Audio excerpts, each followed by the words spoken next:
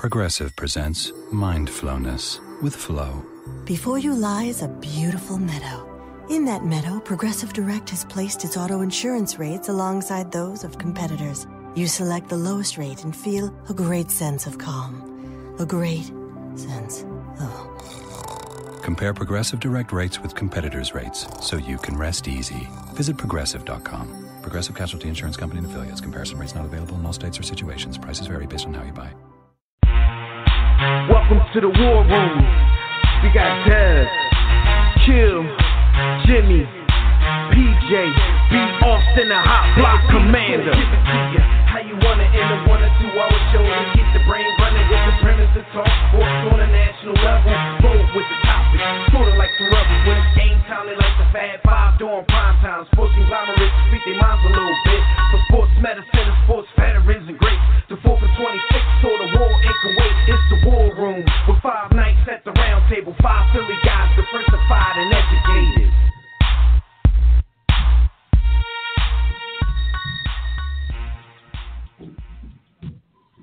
What up, everybody out there? You are once again live in the War Room, brought to you by War Room Sports on the War Room Sports Podcast Network. I'm the homie Devin McMillan. I'm at the round table this evening with the homeboy B. Austin. The real NBA season will be starting soon, and we don't know whether to rejoice or wallow in the sad fact that it really is. So keep it locked right here as the emotions come naturally for the next 2 hours. If you want to holler at us throughout the show, you know the deal. Join us right now in the JW Philly Realty chat room at blogtalkradio.com/The War Room, or join us on Facebook or Twitter at War Room Sports. You can also call us directly when we open up the Digital Extreme Tech Hotline. That number is 323-410-0012. But before we get started, y'all know what I got to do. We got to give a few network shout-outs. So throughout the week, be sure to check out the War Room Sports Podcast Network. Besides our own podcast, The War Room, you can also listen to shows such as The Broad Street Line with Roy and Chris, The Tissue and the Tape Hip Hop Show with Phil Maddock and Savad, John Appetit with The Burtons, No Look Past Podcast for all you NBA heads, with Frank and Andy, Bump and Run for you NASCAR fans, with Robin Vandenberg and crew, On the Couch with the Wilsons if you like to watch a whole lot of TV, and a whole lot more. And note, make sure when the fall comes and the NFL season starts, that you check out myself and Frank Perdue. I'm saying Frank Perdue. My bad, Fred. Fred Perdue on our new program, Cover 2 with McMillan and Perdue. We're going to be talking all things NFL. So you stay tuned for that in the fall. As I wait for my co-host, because he's always late for everything, you know what I'm saying? We could just rap about what happened this week. It's been a crazy week. You know, we usually start our shows with, it could basically be anything, and it's usually not sports related. I think for the last month or so, and so the latest with Donald Trump, he's out at the NATO meetings. I think he's pretty much embarrassing the country with every move and with every, sentence that comes out of his mouth. I saw a clip earlier where Donald Trump, I guess all the prime ministers and presidents or whatever were walking up to a photo op before something. So Donald Trump is in the back, and he kind of pushes a prime minister out of the way to get to the front of the group, and he seemed to have no remorse about it. And it seems like he pushed this dude pretty hard on his way up there. And then he gets to the podium, makes his speech, and he reiterates what he's been saying for a long time, talking about how a lot of countries in NATO aren't pulling their weight, aren't paying what they're supposed to be paying.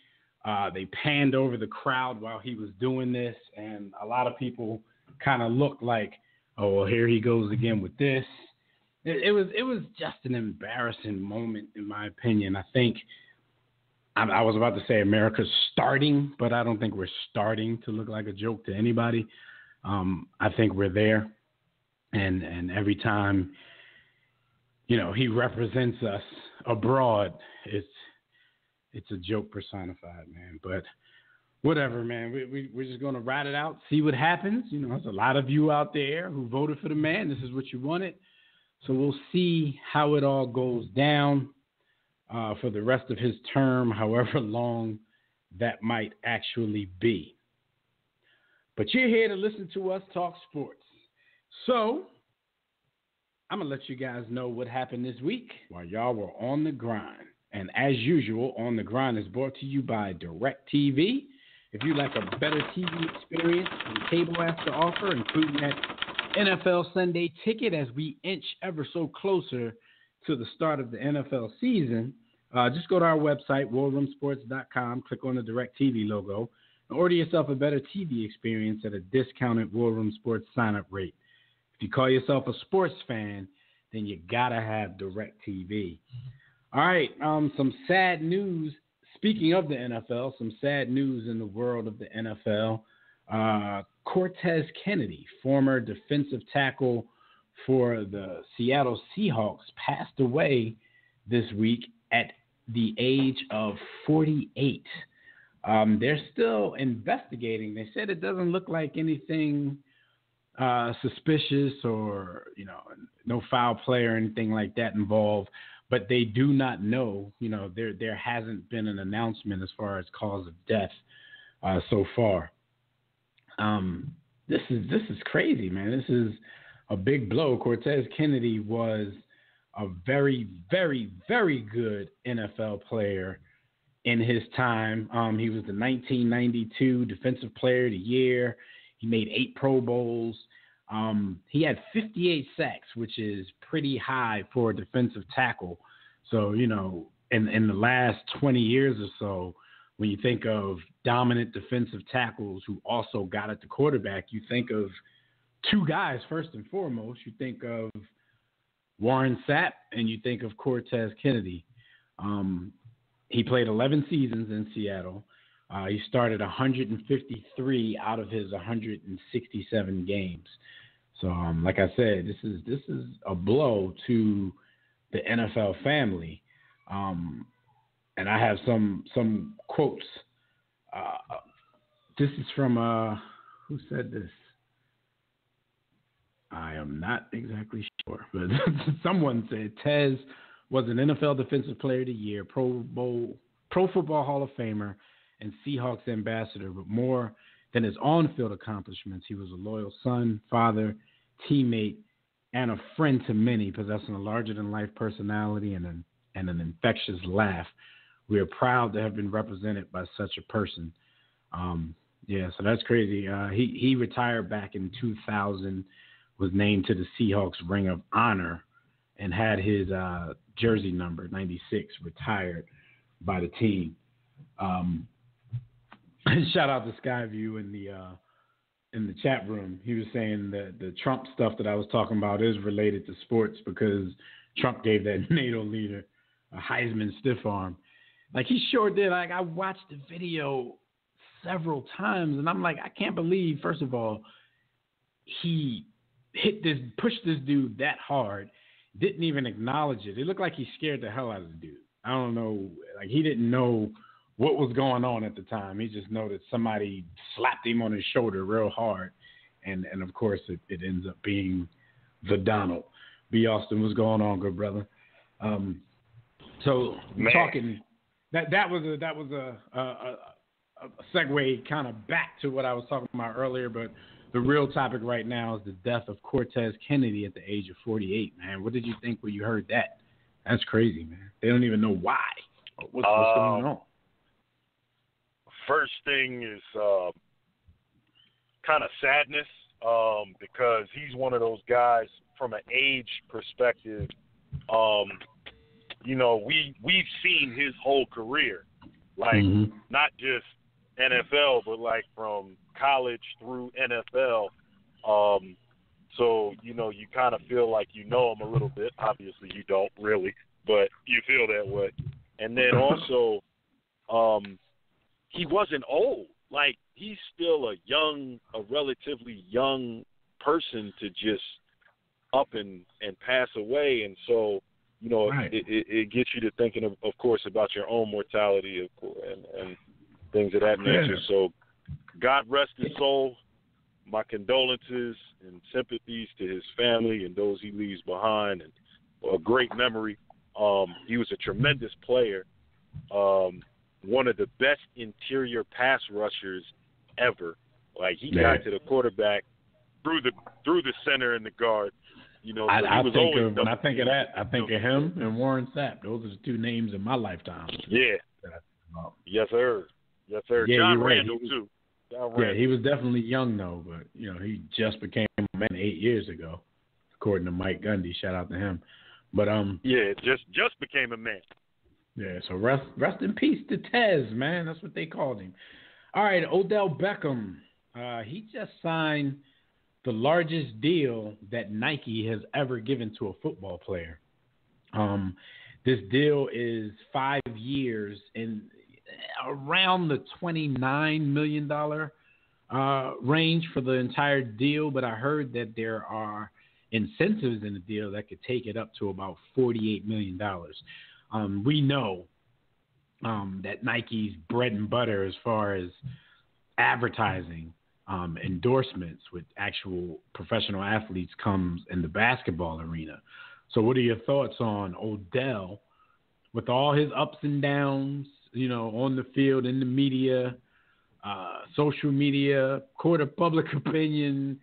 You know, he's still a bigger than life character, and I think Nike just proved that to us. You know, for anybody who didn't think so. What are your thoughts on the fact that Nike's never given a deal like this to a football player before? It's hard to push that. I think that it's a brilliant move, because depending on what day it is and how he decides to identify, whether that's as a woman or as transgender, he opens up a completely new demographic that has never really been catered to, and you know, as a transgender football player, that's huge. That's huge for the brand. That's huge for him. And I think it's about the Q meter. I mean, they understand that regardless, Odell Beckham moves the needle. He is essentially larger than, you know, the Giants. The needle moved his on. Team. Yeah, larger than even the NFL in some circles, arguably. But I think you can tie him to lifestyle branding, because he's one of the few NFL players that doesn't really suffer from what they like to call the helmet head syndrome. Pause that. Or maybe he does suffer from helmet head, but that's a whole other conversation that we're not going to get into. He's identifiable outside of the game. It's like people know who he is. He's a face of the league. So I think this is a great bet for Nike that will return them probably 10, if not 20, if not 100-fold. So yeah, and you know, for them to only can't have always to spend $30 million. We can't always just assume. So, you know, I got to explain those bars for the slower folks out there. When Bielsa talks about the helmet head syndrome, I know you guys have heard this before. You know, NFL players often complain that they don't get the same kind of endorsements and advertising as, say, a basketball player, because when we see them, they always have a helmet on, so they're not that recognizable outside of the game. As Bielsa said, Odell Beckham is one of those guys who is recognizable. You know, he's made sure of it. And now that we're in the social media era, I mean, it isn't difficult for players to do that, but you have to be like Beckham and you have to take your marketing into your own hands. You know what I'm saying? So shout out to him, you know, for even with all social the stuff media, where there's only he a handful of guys in his life. He's doing his thing. He's doing his thing. There's only a handful of guys still, even with social media being what it is, there's only a handful of guys that transcend the sport. You know, him he's probably the leader. Tom Brady, then to a lesser degree Antonio Brown. I was about to say Antonio Brown. You know, there's not a lot of those guys. He's trying. He's a little cornier. He's a little cornier than Beckham, but Beckham's a little gayer than he. But that's neither here nor there, man. Salute to him. Salute to Nike.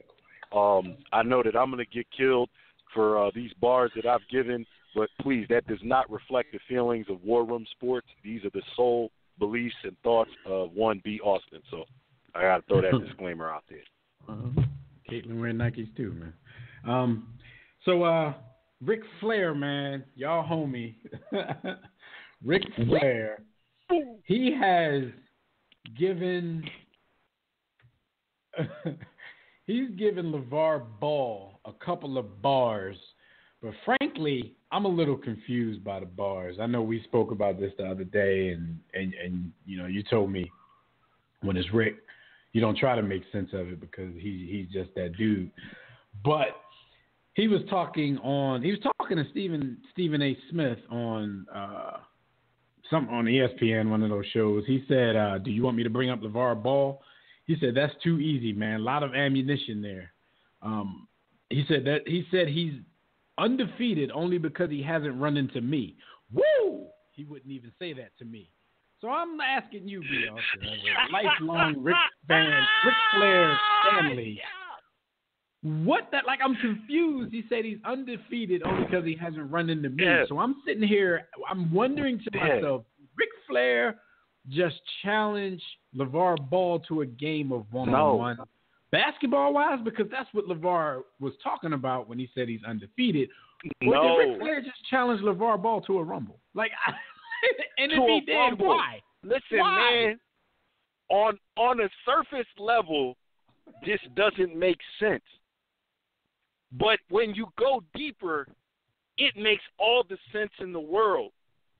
If you understand that Ric Flair, see, we accept wrestling, and I'm not saying WRASSL, comma, or apostrophe, rather, IN, wrestling.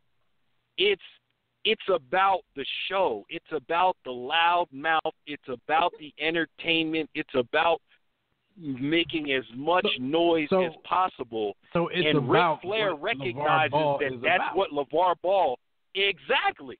That's why it makes to perfect a rumble, sense. Though? Because it was recognized game. Anybody that is notable and has notoriety is allowed to come into the WWE and get in that squared circle. We've seen plenty of guys challenge to a rumble and Dennis Rodman stepped in the ring. That's I funny, mean, it that doesn't you said, matter. hey, your man Donald Trump been in the ring. But listen, Donald that's funny Trump you said that, because the next the thing ring. that I was thinking in my mind, I'm like, that there's somebody, that has some kind of power, some kind of clout. Their wheels are spinning right now, and they're trying to figure out a way to get Ric Flair and LeVar Ball into the square circle during one of these big events. But guess what? All that's going to do is keep LeVar in the news, keep his mouth running, and like, do you really want to see that? It's going to have Jimmy come back on air next week and tell us how relevant and important LeVar Ball is. Listen, and shout out to Jimmy. All I have to say, he's down in the Caribbean somewhere. He's down in the West Indies. He's buying an island. Yo. He's down there buying not houses on the island. Like, Jimmy's buying a nice portion of the island, an unclaimed part of the region where where Jamaica is. We can't let this story go by without a salute to Ric Flair, because he's the jet plane flying, pretty girl kissing, limo riding, name brand clothes wearing, son of a gun, and he's having a hard time holding these alligators down.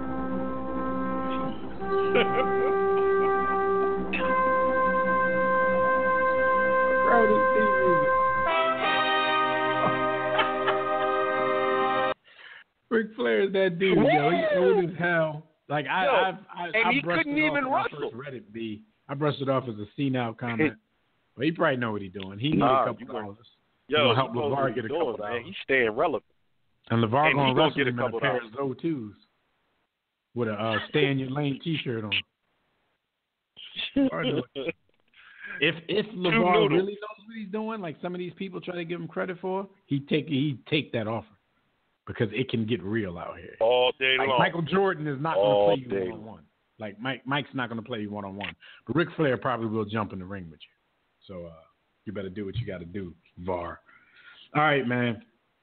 Rashad McCants, as you know, he's been out of the league for a while. He's probably the youngest player that's going to be in this big three, this Ice Cube, Allen Iverson 3-on-3 league. He's been in the media lately, and he's thrown a couple of excuses out there. The only thing is, his excuses, I think there's a lot of people out there who might buy into this narrative. And he was basically saying that what killed his career is that when he started to date Khloe Kardashian back in 2009. So what do you think? Do you think that has anything to do with his career going belly up at the time, or is that just too easy of an excuse? Absolutely, positively not. And we are here as a brand and as a show, Dacian Slander, because of all that it has done in contrary to the culture. But and where I can take a shot at the Kardashian family, I will. But Rashad McCants, you, sir, are an excuse maker, a whiner, and a liar, because you had fallen off about 3 or 4 years before you started dealing with Khloe.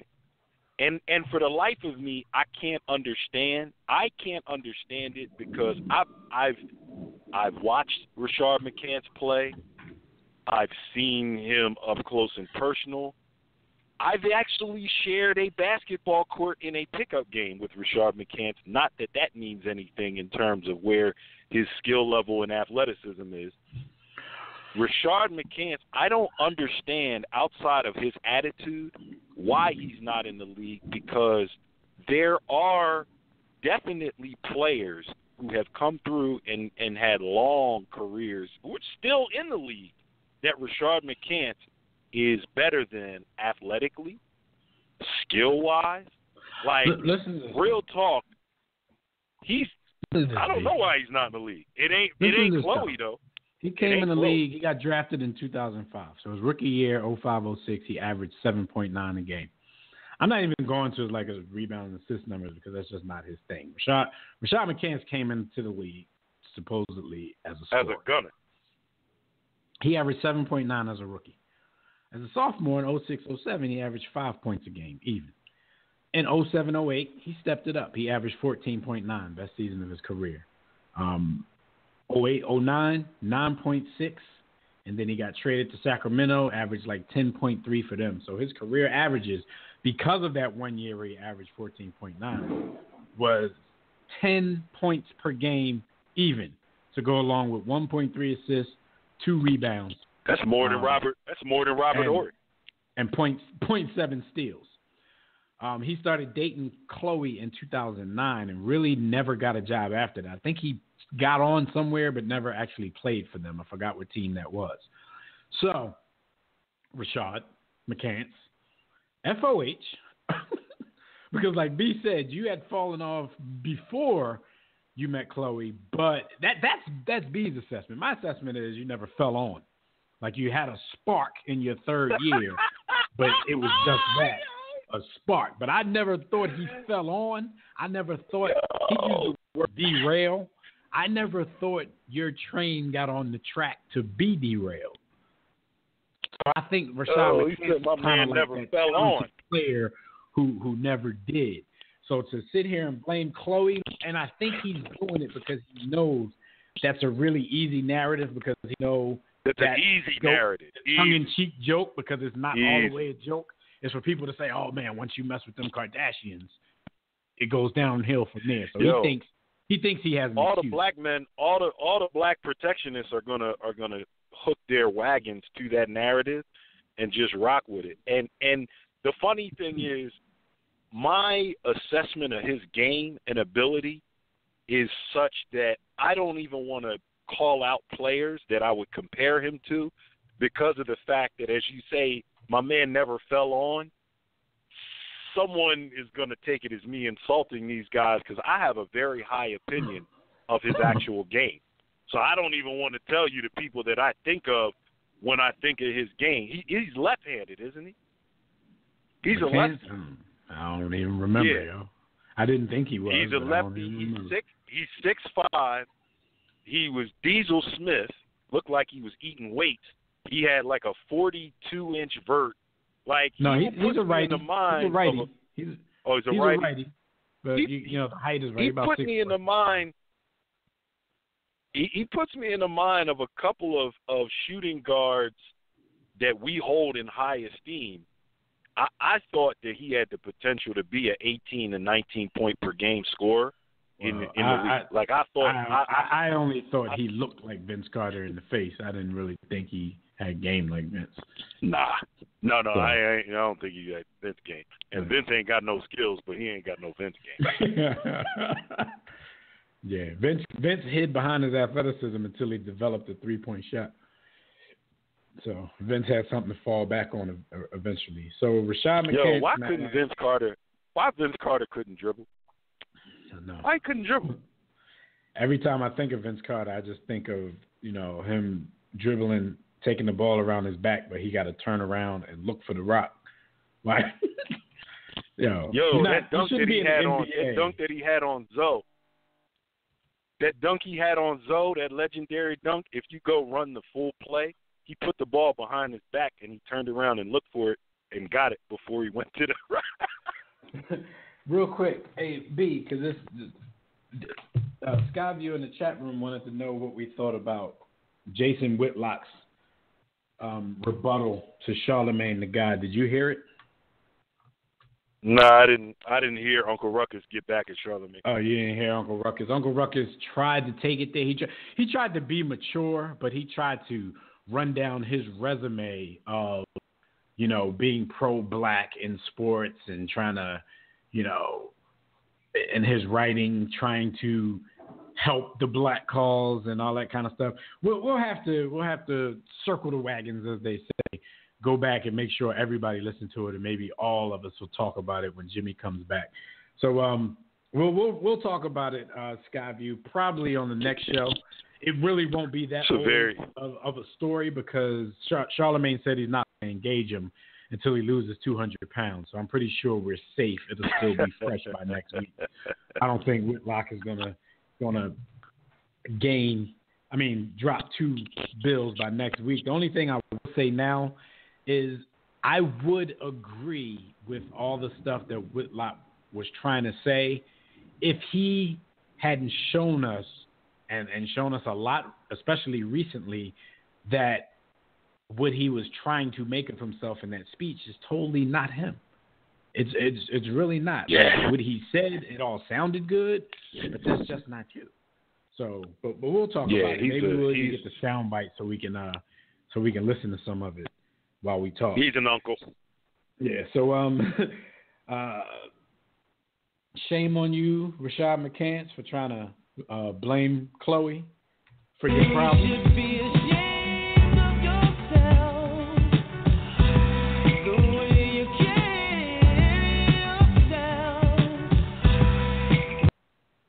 Only averaging like a 9 spot when you met her.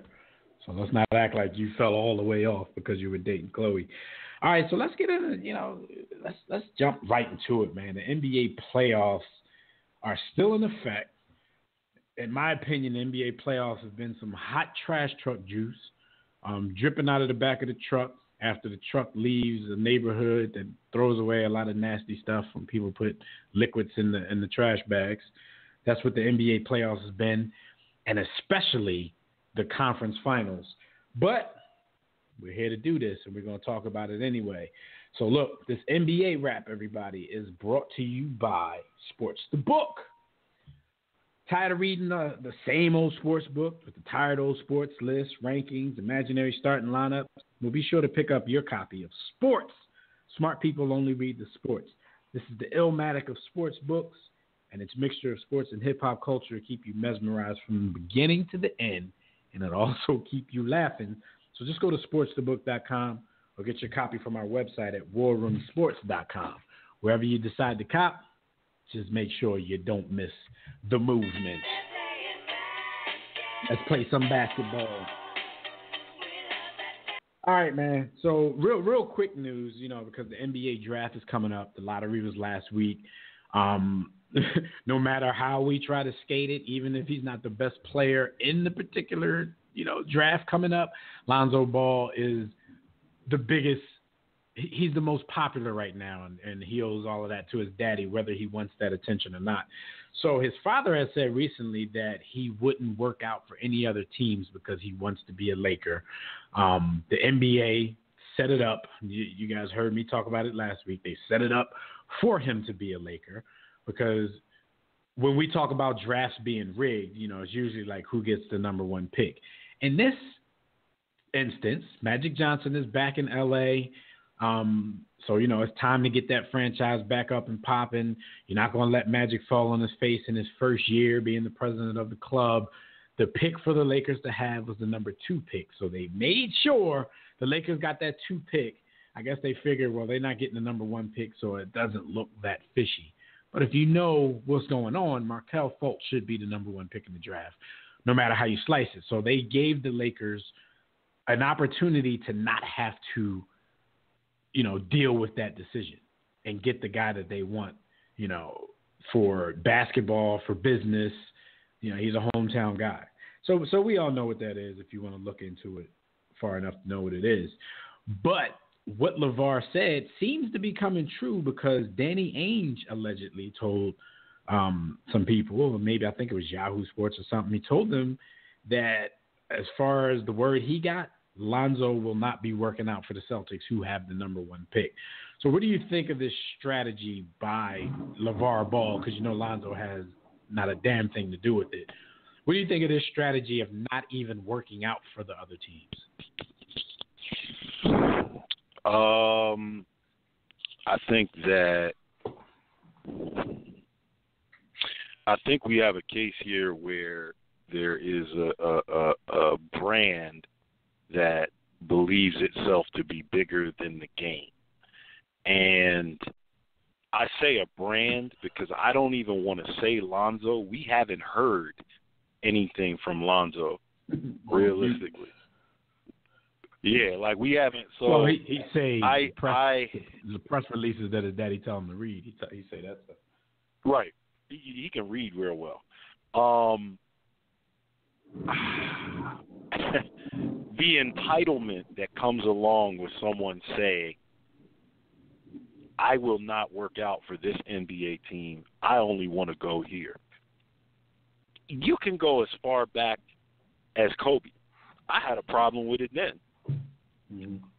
However, we know that the son of Jordan, we saw how his career panned out, and we saw what type of character he had as a player. Well, and they still maintain to this day that they didn't force that. Nobody really believes it. Yeah. But they maintain to this day. Yeah. They didn't force that. That was Charlotte.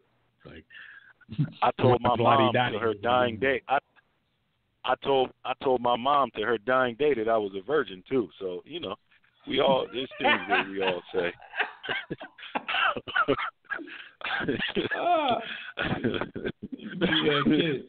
Yo, rest in peace, mommy. I love you, but that's true wherever you are. That I never did anything with these nasty girls out here, man. What you mean? So I don't believe that this is AC with the beanie, with the green beanie. I'm not cool with it at all, but it seems like the NBA knows what time it is, and it seems like it's going to listen. Despite what you or I may feel, Dev, about the way Lonzo Ball or LeVar Ball is going about things, if he sticks around long enough and generates enough attention, the NBA is going to find a way to utilize it and make it happen. And don't think for 1 second that these sneaker brands, despite the fact that they're trying to sun him, won't come back around if his son lives up to 3/4 of the hype.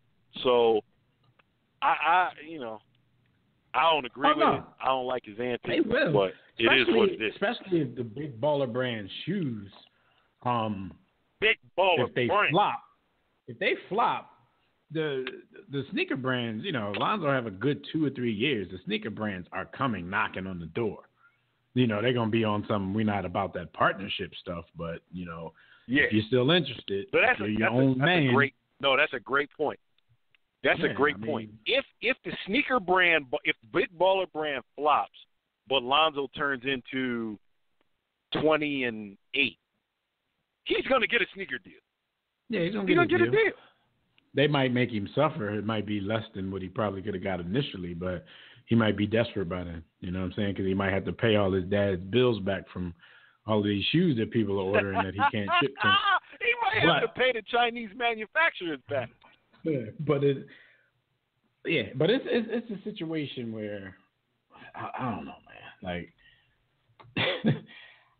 I just think LeVar is supremely confident in his son, and there's nothing in the world wrong with being supremely confident in your boys.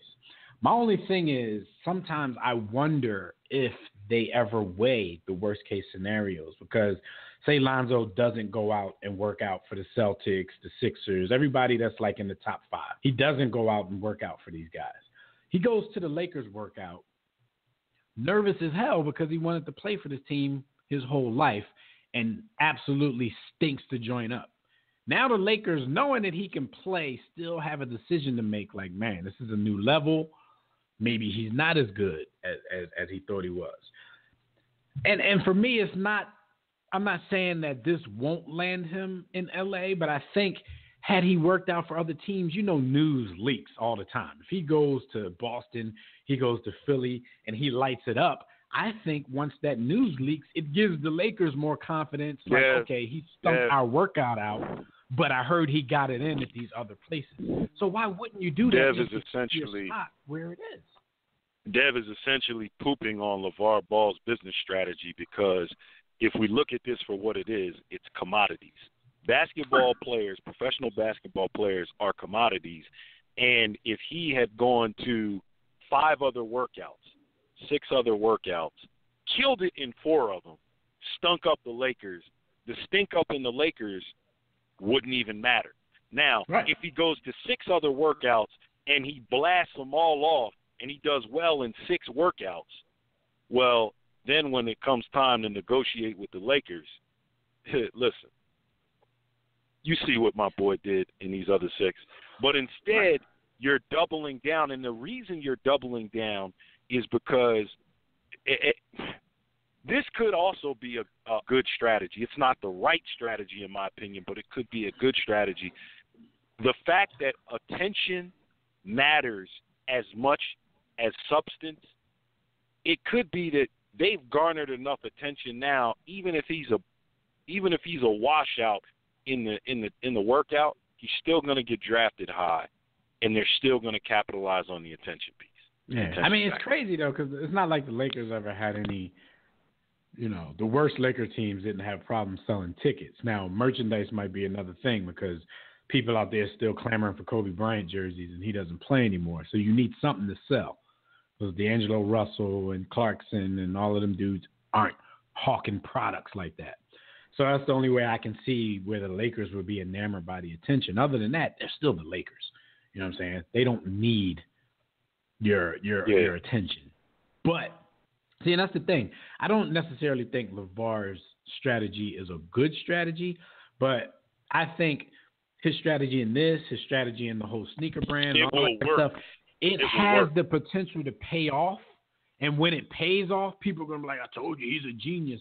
No, it's risky. And risk, that's the name of a risk. You can hit big on it, or you can totally flop. There's been a lot of bad ideas. A lot of, maybe bad execution, not bad ideas. Bad execution that worked.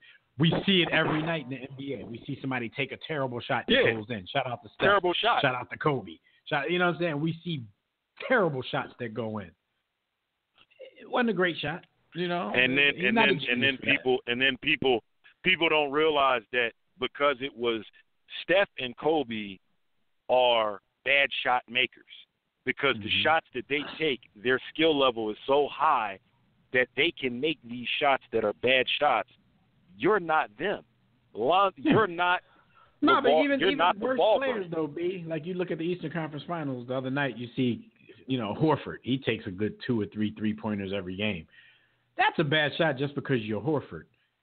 He banks, he banked one in. Like, oh, bad shot, but it went in. It went in ugly, but it went in. He shouldn't be taking Now that. he's a 33% 3-point shooter. So yeah, so we'll see. But speaking of that, we know that the Golden State Warriors, they went in and took care of business. 4-0 sweep of the mighty San Antonio Spurs.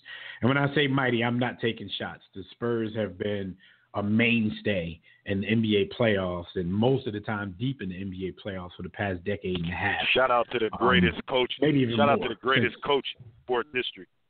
Right. But we had this conversation with some of the people who support War Room Sports. And I kind of was, playing devil's advocate because that's what I do. Now, we talked about this whole series, and we talked about Kawhi Leonard, and we talked about a time, and we know it's not, a perfect, percentage, because as soon as you say stuff like this, people are going to go and dig up every instance in NBA history where you were wrong. But there just seemed like there used to be a time when players red herring arguments. I don't know. They just seemed a little bit tougher. I'm not one of those people who like to judge injuries. I don't like to judge body language. I don't like to judge things that where you really can't make a great judgment. Sports fans do it every day. Players are quitters, players are biatches, players are this, players are that. I really don't like to get into that. But what I would like to get into is the fact that given Kawhi Leonard's situation, like we've seen players in the past, superstars most of the time, we've seen players at least try to give it a go. Like, this is the Western Conference Finals. Why are you not even trying to give it a go? It's like, okay, Kawhi's out for game 2. Kawhi's out for game 3. Shout out to Willis Reed. Shout out to Willis Reed and the original Isaiah Thomas. Yeah, even though the Willis Reed moment was probably one of the more overrated moments in the history of basketball, since he limped out the tunnel, played a couple of minutes, scored 2 points. They won the championship, but what a lot of people don't tell you is that Walt Clyde Frazier poured in like 36 that night. So all his credit goes to the captain. All his credit goes to the captain limping out there and giving it a go. But he gave it a go for as long as he could. My thing is, give it a go. If you feel like you're hurting the team, or if the coaches and trainers feel like you're hurting the team, then you do something about it. But you gave a shout out to Willis Reed. Game 2 of the 2000 NBA Finals. Remember Jalen Rose, who admits that he purposely did to Kobe what Zaza did to Kawhi Leonard. Stepped under his leg, injured him. He gave it a go for the rest of the series. Game 4, Shaq fouls out. Kobe takes over the game on a bad wheel. Like, this is the kind of stuff that legends are made of. I don't want to knock Kawhi Leonard because I'm not knocking Kawhi Leonard. But in playing devil's advocate, when I asked that question to the group B, I'm just wondering where everybody else's head is. Like, it's more about fans today rather than players. And it seems like a lot of people. You already know. it seems like it's not really that fans are softer. It depends on who you like. Because if Kawhi, now, even though you don't bang with LeBron as greatly as, well, nobody bangs with him as greatly as his Yashis, but if this was LeBron would have got taken to the woodshed had he twisted his ankle and didn't show up for the rest of the season. Now I'm not talking about.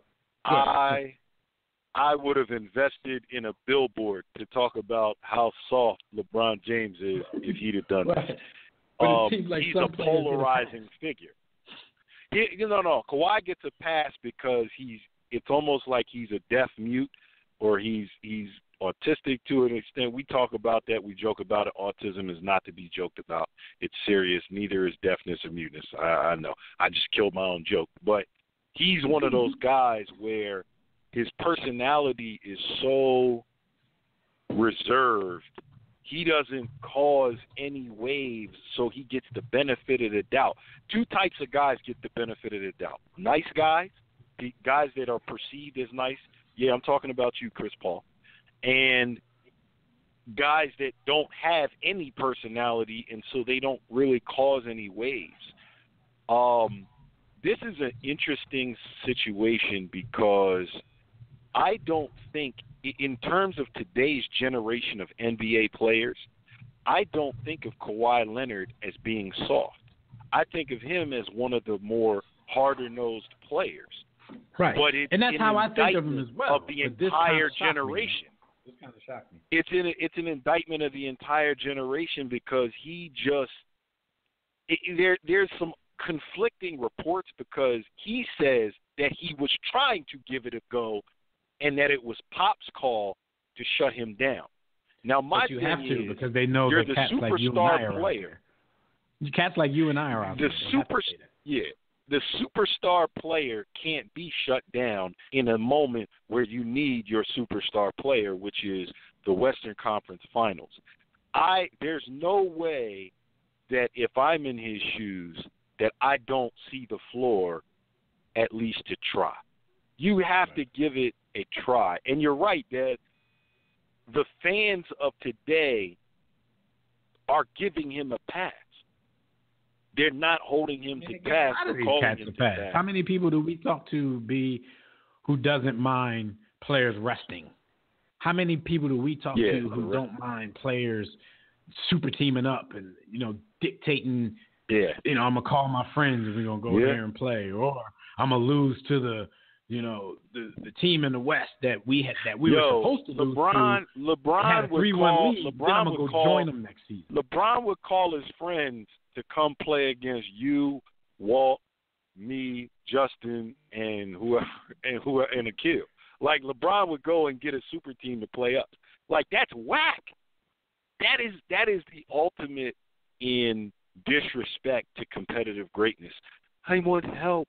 I need help. I need to super team up. But more than the rest. But we all know, though, we still have to put that on the fans of today because the fans of today are so shallow that they put the pressure on these players like the only thing that matters in your legacy is winning a bunch of championships. So it's forcing these dudes who can't get it done to find a way by any means necessary to go get it done because they succumb to this legacy pressure from these shallow fans today. And I blame it on the Jordan era.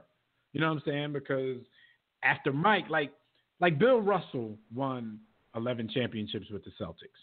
But you didn't even hear about that until after Mike won 6 and he became he became the model of what a legend should be. You know what I mean? And now everybody feels, you have to win. So you go 7, 8, 9 years of your career and you don't get it done. It's time to make a drastic move. We saw LeBron do it and then, waited till Cleveland got enough talent on his team and enough tradable commodities to come back and form another team.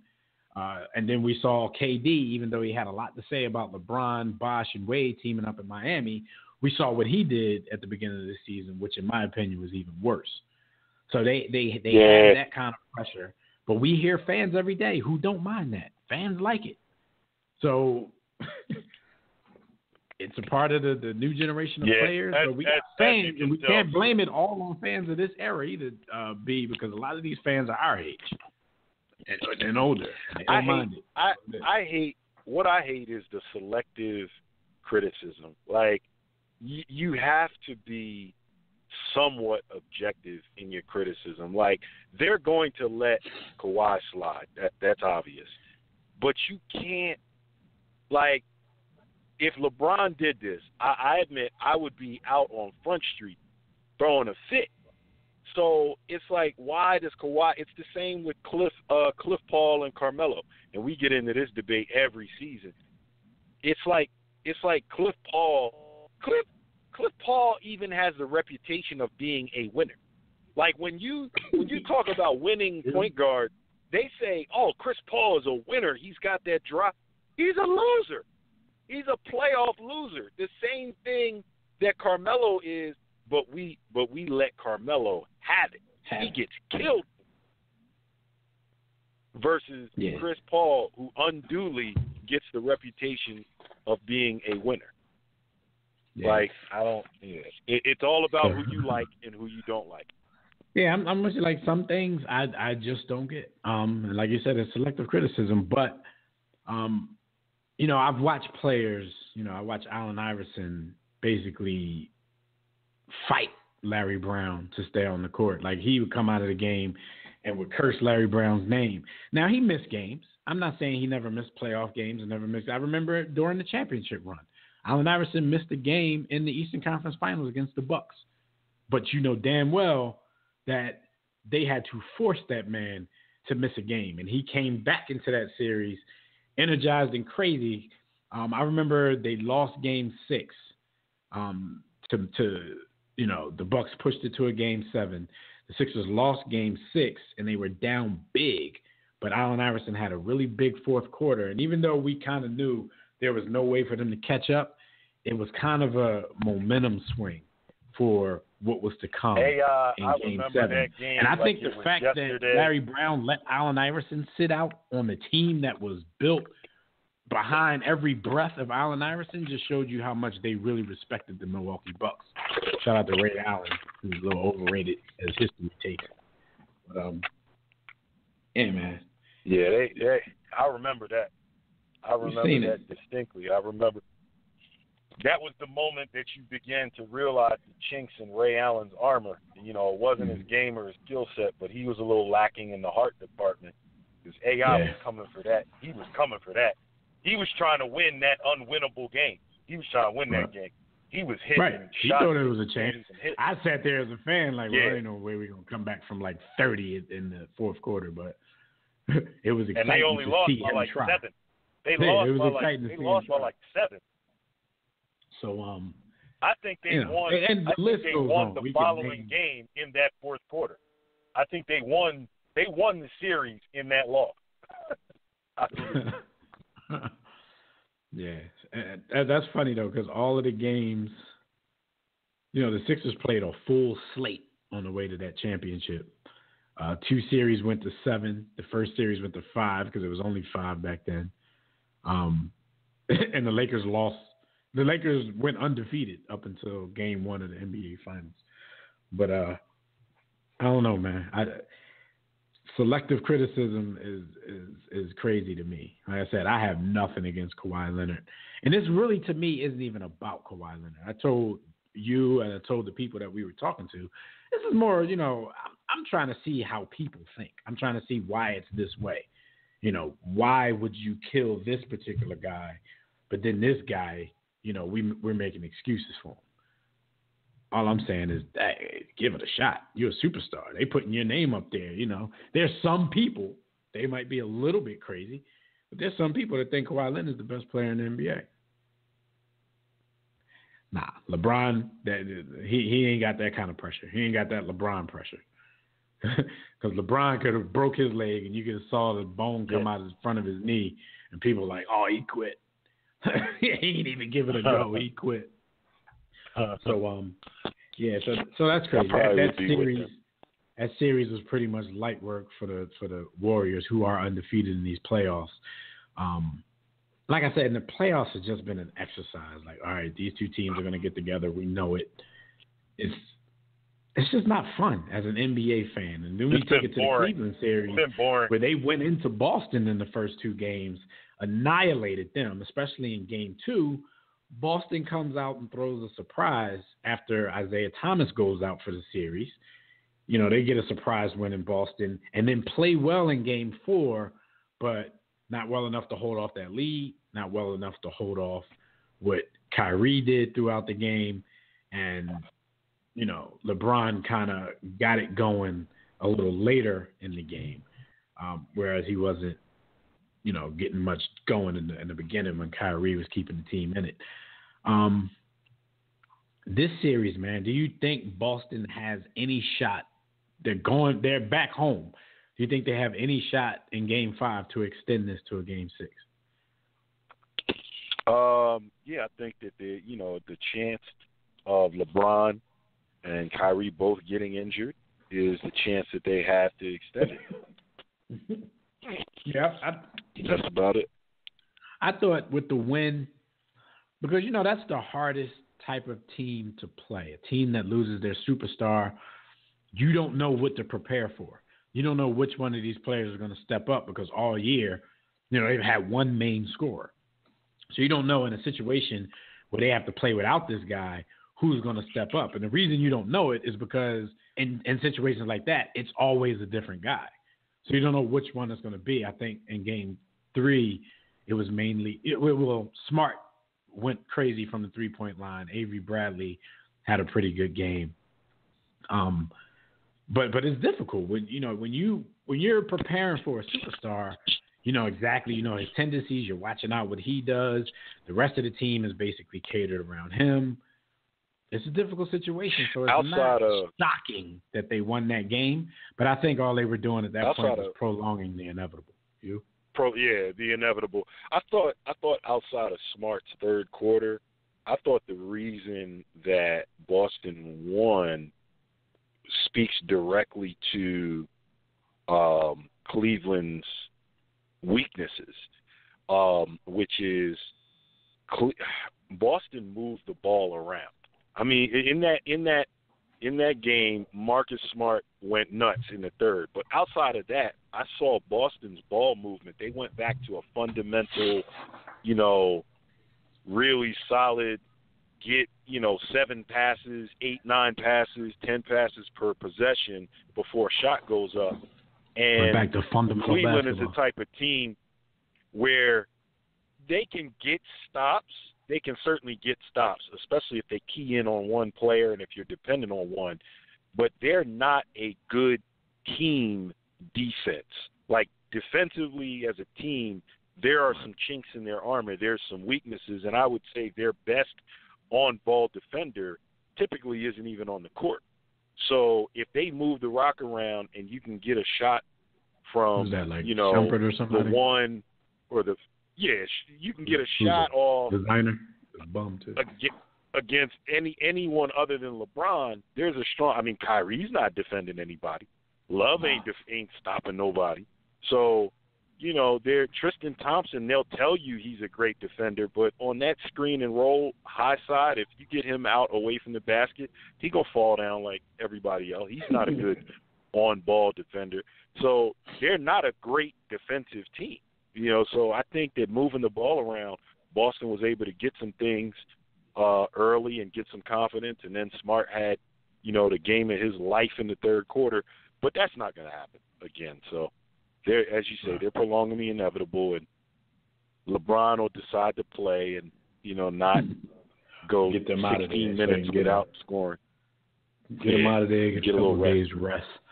So the funny thing is, man, I think I was listening to like Mike and Mike this morning or something, and Greenberg kind of feels like me, like as a lot of people, they love it. Like, man, we want to see Cleveland, Golden State, so it doesn't matter what happens in between. And I would like to see the best teams match up as well, but you still want to see some excitement in the playoffs. You want to see somebody do something and push somebody.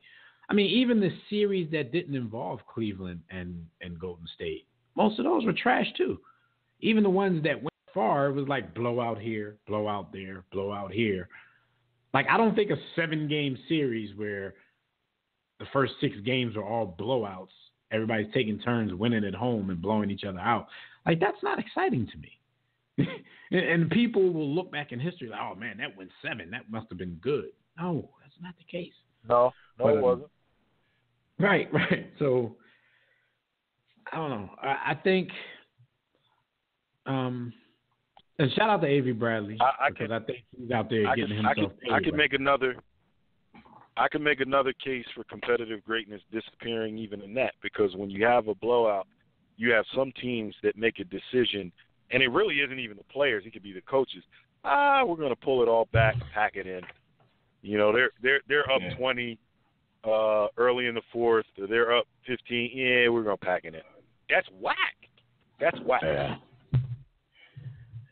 It just seems like I always want to say we're just living in different times, but I don't know, because a lot of the people who subscribe to this kind of stuff, hey, they're part of our generation. I mean, maybe those are just the conformists. Like, a lot of people conform. Like, look, this is what the game is now. I can tell you exactly what the game is now, but that, like you always tell Jimmy, it don't mean I gotta like it. It doesn't mean I have to like it. And the Celtics ball movement has been crispy the last couple of games. I just think they're an outman team. Even with Isaiah Thomas, they're an outman team. So as good as they may look during some stretches of the series, like, you're just not going to beat this team. Yeah. Like, face it. And can we give a couple bars to Isaiah, because as an individual player, I love what he represents. You can't not love the underdog. Like, that's a core, component of sports. You got to love the underdog, and he is the personification of underdog. So, like, I root for him until the cows come home. Don't pay that man the max. Don't get it. Like, there's this prisoner of the moment speak, this pom-pom speak of who's better, Isaiah Thomas or Allen Iverson. Like, get the F out of here. Like, I think come on. People just understand, man. And it's not because we're Sixers fans. Allen Iverson's just a different beast, man. Yo, he was different. It's like this, and it even goes to the Eagles and Darren Sproles. Like, in a vacuum, I love Darren Sproles. Like, he's made it into my top 10. No, I ain't going to go that far. He's made it into my top 20 Eagles of all time. Like, he's in my top 20. Like, I love Darren Sproles. But when I take off and put on my GM hat and my what's good for the organization hat, yo, I don't want a 5'5". I don't want no 5'5", 170-pound running back as my feature back. Like, come on, man. Yo, come on, man. That's the same with Isaiah Thomas to a lesser extent. Like, I know that he can carry a team, and I believe he's a legitimate 20-point per game. Ideally, I want him to do the same thing as Earl Boykins. I want him to come off the bench and gun when I need him to gun. I don't want to depend on his 20 because I'm always giving something up. I'm giving up rebounding. I'm damn sure giving up defense. I have to give up so much to allow him to get 20, 21, 22 a game every night. I don't want that. He's not out. And it's hard on the coach I'm not because you have to, because your best player is 5'9", if he's even that. You know what I'm saying? You have to figure out ways. You have to be even smarter. You got to figure out ways to hide this man defensively every night. So it's making your game plan more complicated than it has to be. You know what I mean? It's. I guess it would be the same for cats like Kyrie, Steph, but on a little bit of a lower level. You know what I'm saying? They're still big enough, like in physical stature, to be able to hold their own. I ain't gonna let Kyrie get away. I ain't gonna let Kyrie get away with the love. You just gave him that excuse. Kyrie 6'3". Because I named him in the hidden. I named him in the hidden defenders. He just don't want to play. He scored. All right, I'm gonna go back and score more. Kyrie, like, I gotta save my energy for dribbling. I gotta save my energy for dribbling. It takes a lot to dribble. Yeah, I am not gonna be all D'ing up all hard. I got to save this for dribbling. But getting all tired and stuff, playing defense. I'm dog, a car. though. That's corny. I ain't playing no. Yeah. Plus, he definitely is. I got bum ass Tristan back there. He's supposed to be so good. He can help me out. So yeah. let Tristan block some shots. They paying him all that money. Crazy, man. Let him block some shots. And when I was referencing Greenberg, I was about to say, he was talking about it, and he was just so amazed that he was like, I don't think we've ever talked about a conference finals that was still going on in the past tense like we have about, this year's, because which two teams are going to advance. And like the whole time, even from the start, like you talk about it like it's the past tense. Everybody look past these teams. What's Golden State and Cleveland going to do to each other? What's the NBA final? Who's the underdog? Who's the favorite? And the conference finals are still going on. So that's where the league is right now. And there's a lot of people out here who like it. Sorry, I'm not one of them people. So look, let's Gotta pay let's some move bills. it on. Let's move it on because we kind of know what to expect. In my opinion, I don't think Boston has a shot. And if it does go to 6, hey, good for Boston. You know what I'm saying? It's going to go to 6 and Yeah, they playing with house money. yeah. And shout out to Tobias, who's in War Room Sports Game Time, saying shout out to me because I forgot about the phones again. But I'm looking here. I see your number on there, good brother, but I don't see that you want to talk. Did you press 1? I don't know if somebody's listening or if they're trying to get in if they don't press 1. Let me go ahead and refresh that board. You gotta raise your hand for the teacher to call on. We're going to let the homie Tobias on real quick. We were right on schedule, too. We were about to go where we needed to go, and then I saw that. So I got to let the homie on. So you're going to take us over a little bit, but it's all good. Tobias, what's going on, brother? My bad. Hey, man, I had to make sure, man, that, you know, I think you had a glitch there. But how your brothers doing, man? Pretty good, man. How you? Man, thank you to see. Hey, I got to touch on a couple of quick things. First, to me, it doesn't matter. Oh, by the way, LeVar Ball is catering to women now, Christine Leahy. He has a female shirt that says "Stay in your lane."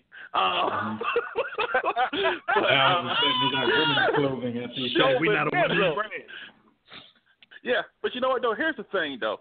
To me, it doesn't matter if he sells 1,000 pairs of shoes or 10.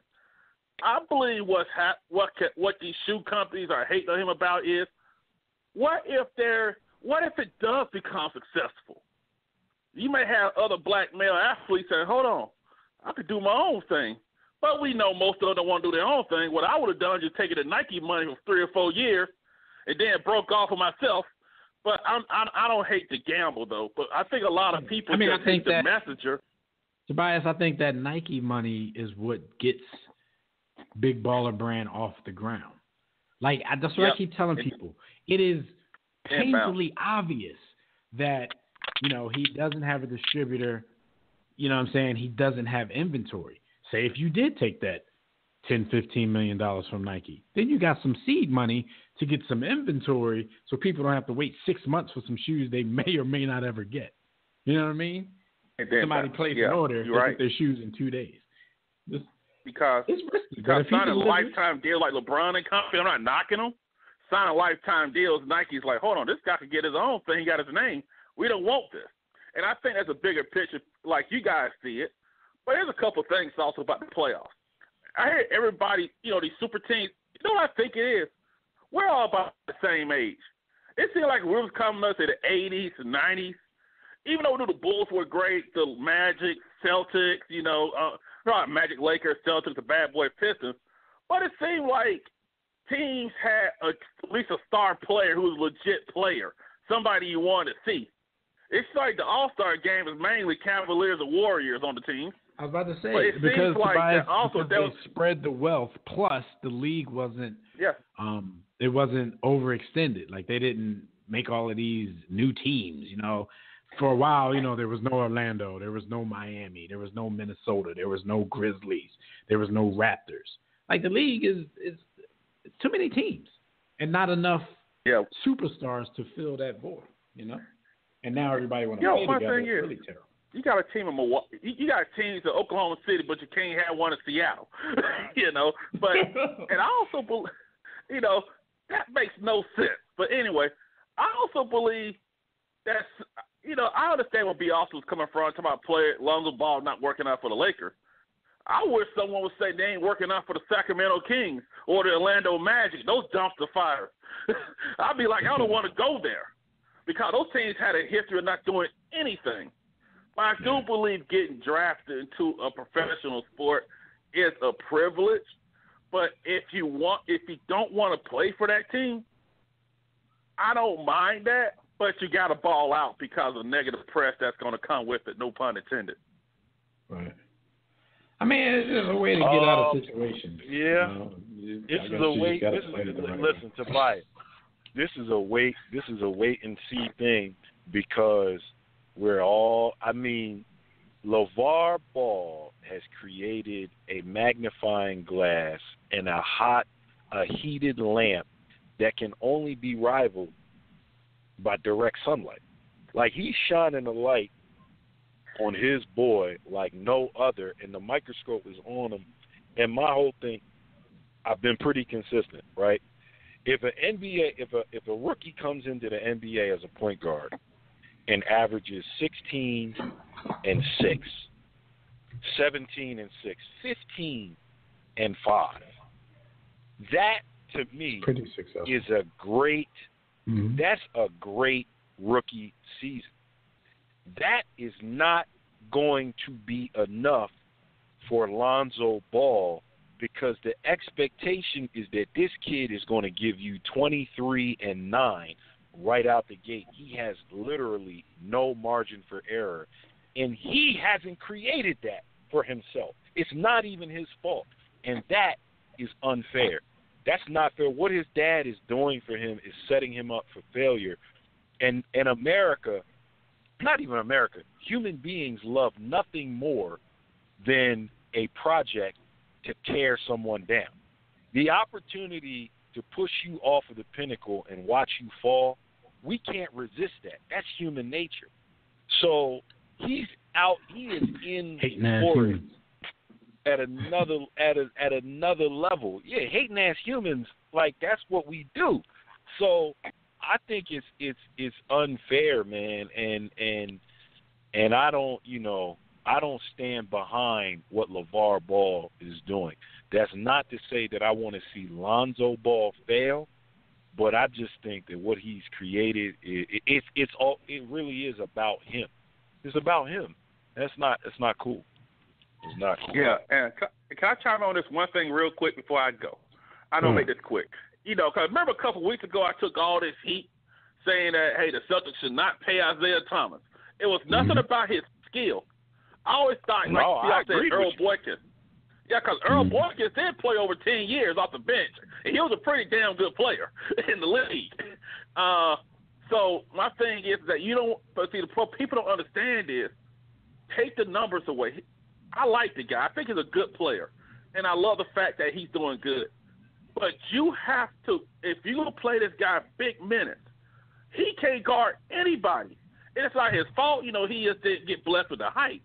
And plus, offense, if like Cleveland did a smart thing and trap him every time with size, then you're done.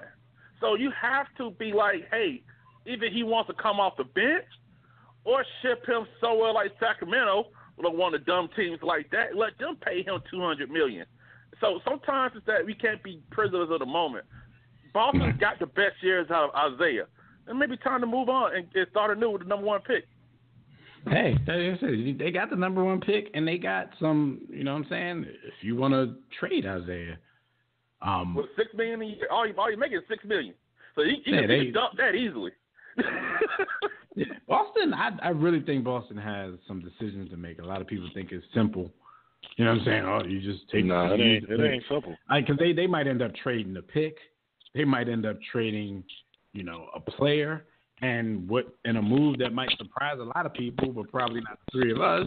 Hey, they could possibly trade Isaiah Thomas and get him out. Avery Bradley. I think if I'm in Danny Ainge's shoes, I would trade him. He's a commodity. He's a stock. His stock is never going to be higher than it is now, and history tells us that you cannot win a championship with a gun-and-ass 5'9" shooting guard. It just is not going to, even if you go and look at a guy like Steve Nash's scoring ability was secondary to his playmaking and his running the offense. And Isaiah Thomas is a point guard only in size. He is not 8 assists, 9 assists, 10 assists guy. That's not his game. His game is to go out there, put up volume shots, and score 20, 25 a game. And you can't win like that. So I think you got to trade him. You have to. This year, 29. But you guys have a good one, guys. I'll let y'all get to it, man. But thanks for taking my call. Man. I'll let you next week, man. All right, bro. All right, so real quick, before we get into some hot topics, we also going to talk to Fred. He got a preseason top 25 that'll be dropping on WarRoomSports.com tomorrow. So we want to talk to him about that for a few minutes. But right now, you guys can check out our website, warroomsports.com. While you're there, be sure to look around. Click the Contact Us tab. You can send us a message about the company, the show, or if you own a business, you can inquire about sponsorship and advertising opportunities, or joining the network if you want to get into the sports media game. For general inquiries, email us, info@warroomsports.com, while you browse the site. Click on the Memorabilia tab to buy War Room Sports merchandise. Click the blog tab to read our latest articles on the All's Fair in Sports and More blog, which I let you know that Fred Purdue will be dropping a preseason top 25 in that blog tomorrow morning. Then you can click the respective icons and tabs to follow all of our social media, to subscribe to our iTunes podcast, to watch our webcast at War Room Sports TV, or to listen to the WRS Podcast Network. But if you download our free War Room Sports mobile app, which you can also do straight from the website, or you can just do it from your, from your Android or your iOS market, you can check out everything I just mentioned right there on the go. So join the JW Philly Realty chat room right now during the show. Shout out to Skyview, who's in there holding it down by itself. Nobody's coming on to rap with us. But if you want to enter the chat room, sign up for a free profile on Blog Talk Radio. If you don't want to do that, you can sign into your Facebook and Twitter accounts. While you're at it, click follow. That'll get you updates and reminders about the show. We'll be taking questions, reading posts from Facebook, Twitter, and the chat room during the show. But if you want to call in and speak with us, we're about to talk some hot topics. That Digital Extreme Technologies hotline is still open. That number is 323-410-0012. Press 1 when prompted. If you're already listening from your phone, just press 1 if you want to talk. And we're going to get on the line with Fred Purdue in just about 2 minutes, right after we give out a few birthday shout-outs. Birthdays are brought to you, as usual, by Digital Extreme Technology. Do you or your business need a custom website? Well, for dynamic, professional, and most of all, affordable custom website solutions, you need Digital Extreme Technologies. No need to break the bank for an effective online presence. Top quality, results-driven websites at incredibly affordable prices. And yes, financing options are available. So just visit digitalextremetech.com or call 267-205-4203.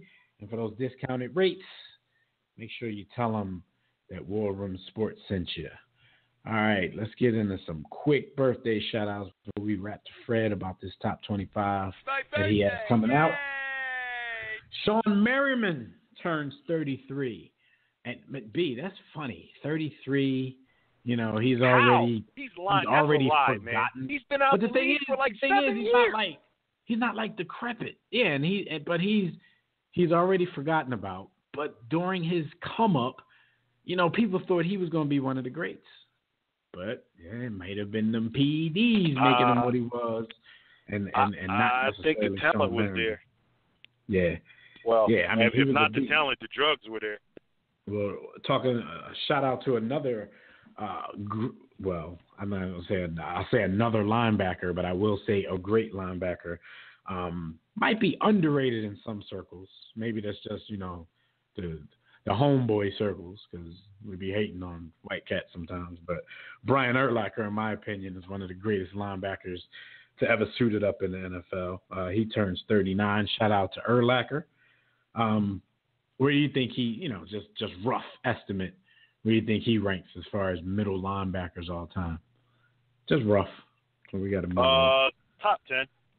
Top 10, yeah. I think top I can. 10 middle linebacker. I think I can go with that. Yeah. Kendall Gill turns 49. Wasn't Kendall Gill like a stripper during the lockout back in '98? I think Kendall Gill went to dance in the club or something like that. That's something Jimmy and I always laugh about. Somebody go look that up. See if Kendall Gill shook his ass during the lockout. Is the definition of a New Jack Swing cat. I know that if you grew up in the '80s, you understand. Albie Shore, Christopher Williams, he's just New Jack Swing to me. Early '90s, New Jack Swing, yeah. Kendall Gill. He had the the curly high top fade, and like I told you, definitely. I'm telling you, look that up. He shook his ass for money during the lockout. Shout out to Casey Jones, who turns 85, former NBA player, former NBA coach.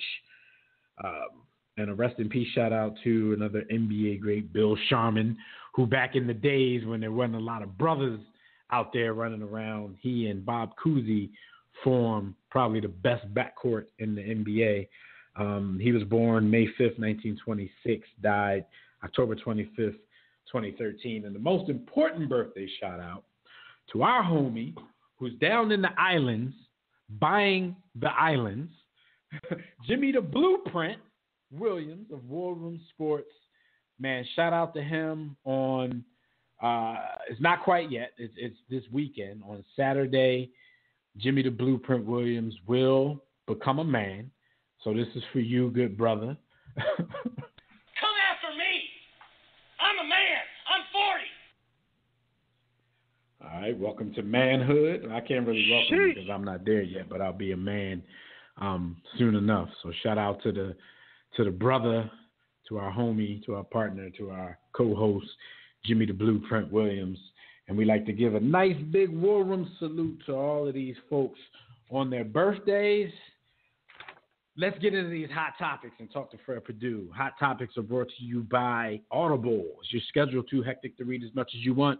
We'll try audiobooks, kick back, and let someone else do the reading for you. All you got to do is visit Audible and sign up for your free trial at audibletrial.com/warroomsports. In no time, you can be listening to the latest bestsellers, hands-free, stress-free, while getting other things done at the same time. And I'm pretty sure Jimmy is down in the islands, listening to something on the beach in between his sessions of trying to actually buy the islands. So shout out to Audible. Shout out to our brother Jimmy again. And we're going to get Fred Perdue on the line because he wants to preview his preseason top 25. The college guru of War Room Sports. Fred, what's going on, good brother? What's going on, fellas? How y'all doing? Pretty good. Go Rizzy, getting busy. What up, Fred? The season, the college football season, the NFL season is all inching. It's inching very slowly, but I mean we're in a better position we were yesterday, so I can't really complain. Yeah, definitely. Can't really complain. And like I told, if you weren't here with us in the beginning of the show, Fred and I are working on a concept. We're going to be coming to you with a new podcast for the NFL season called Cover 2 with McMillan and Perdue. We're going to give you, our picks and analysis every week during the NFL season. And I know the homie B. Austin is a great X&O guy. We're going to have him on the podcast to talk a little football every once in a while. But, War Room Sports, we got to keep it moving. But right now, we're here to talk college football. So, Fred, I know you have a college football preseason top 25 that will be dropping on warroomsports.com tomorrow. But, since we're not privy to that full information yet, I guess you can give us a little bit of a tease. You can give us a preview, kind of like a trailer, if you will. So I'm going to ask you a few questions about your top 25. And, don't be totally stingy with the information. But let's start it out like this. First, give us your surprise team in this top 25. Even though it's your top 25, I'm sure somebody in there, is a surprise team to you. Somebody that, people may not have fully seen coming. Who you got in that category? For me, I look at an SEC team, an SEC team that many say they didn't have a great year last year and they were really young. They had some experienced receivers, but the defense was, they were okay. They weren't great, but they have a quarterback. And we all know quarterbacks make the world go round, regardless of what level of football we play. And Mississippi State, and we all say, well, isn't that where Dak Prescott came from? Yes, sir, it is. Nick Fitzgerald is going to be a very potent quarterback. He can throw the football. He can run the football. He might actually be a better runner than Dak. And against Alabama, it wasn't pretty, but we saw flashes last year. And if his line can hold up, under that same system, under Dan Mullen, who has produced the likes of Tim Tebow, has produced the likes of Dak Prescott, I think Mississippi State can – I don't think they'll win any SEC West, but a 10-win season, a 9-win season, much improved from last year, can garner them some attention and a really nice bowl game. I like Mississippi State. Might upset somebody. Who knows? So what teams do you have in your top 25 do you think is going to take the biggest fall? Ooh. If we all remember the old way too early to tell, and you can go back on the Quick Slant blog and you can kind of check that out. But a certain team in Eugene, they have Phil Knight in their back pocket. Yeah, I'm talking about Oregon. They went through a head coaching change. Willie Taggart is now the head coach after Mark Helfrich was given the boot. He was part of the old Chip Kelly regime. They just kept promoting guys and it just didn't work out. Quarterbacks were grad transfers and FCS transfers. How did that Vernon Adams thing work out in Dakota Pro Cup? Those guys. But Oregon is really taking a dip after losing Chip Kelly. It's getting worse and worse and worse. And now we're finally seeing how valuable Chip Kelly may have been in the college ranks. Well, he ain't got nothing to do. Get him back. He's not busy. In the college game, more than the NFL game, the running game is so prevalent. And you have running backs, and Oregon has talent. They can recruit, but the recruits aren't coming like they were before. And those Texas recruits, those Louisiana recruits, going into Southern California, those guys aren't coming anymore.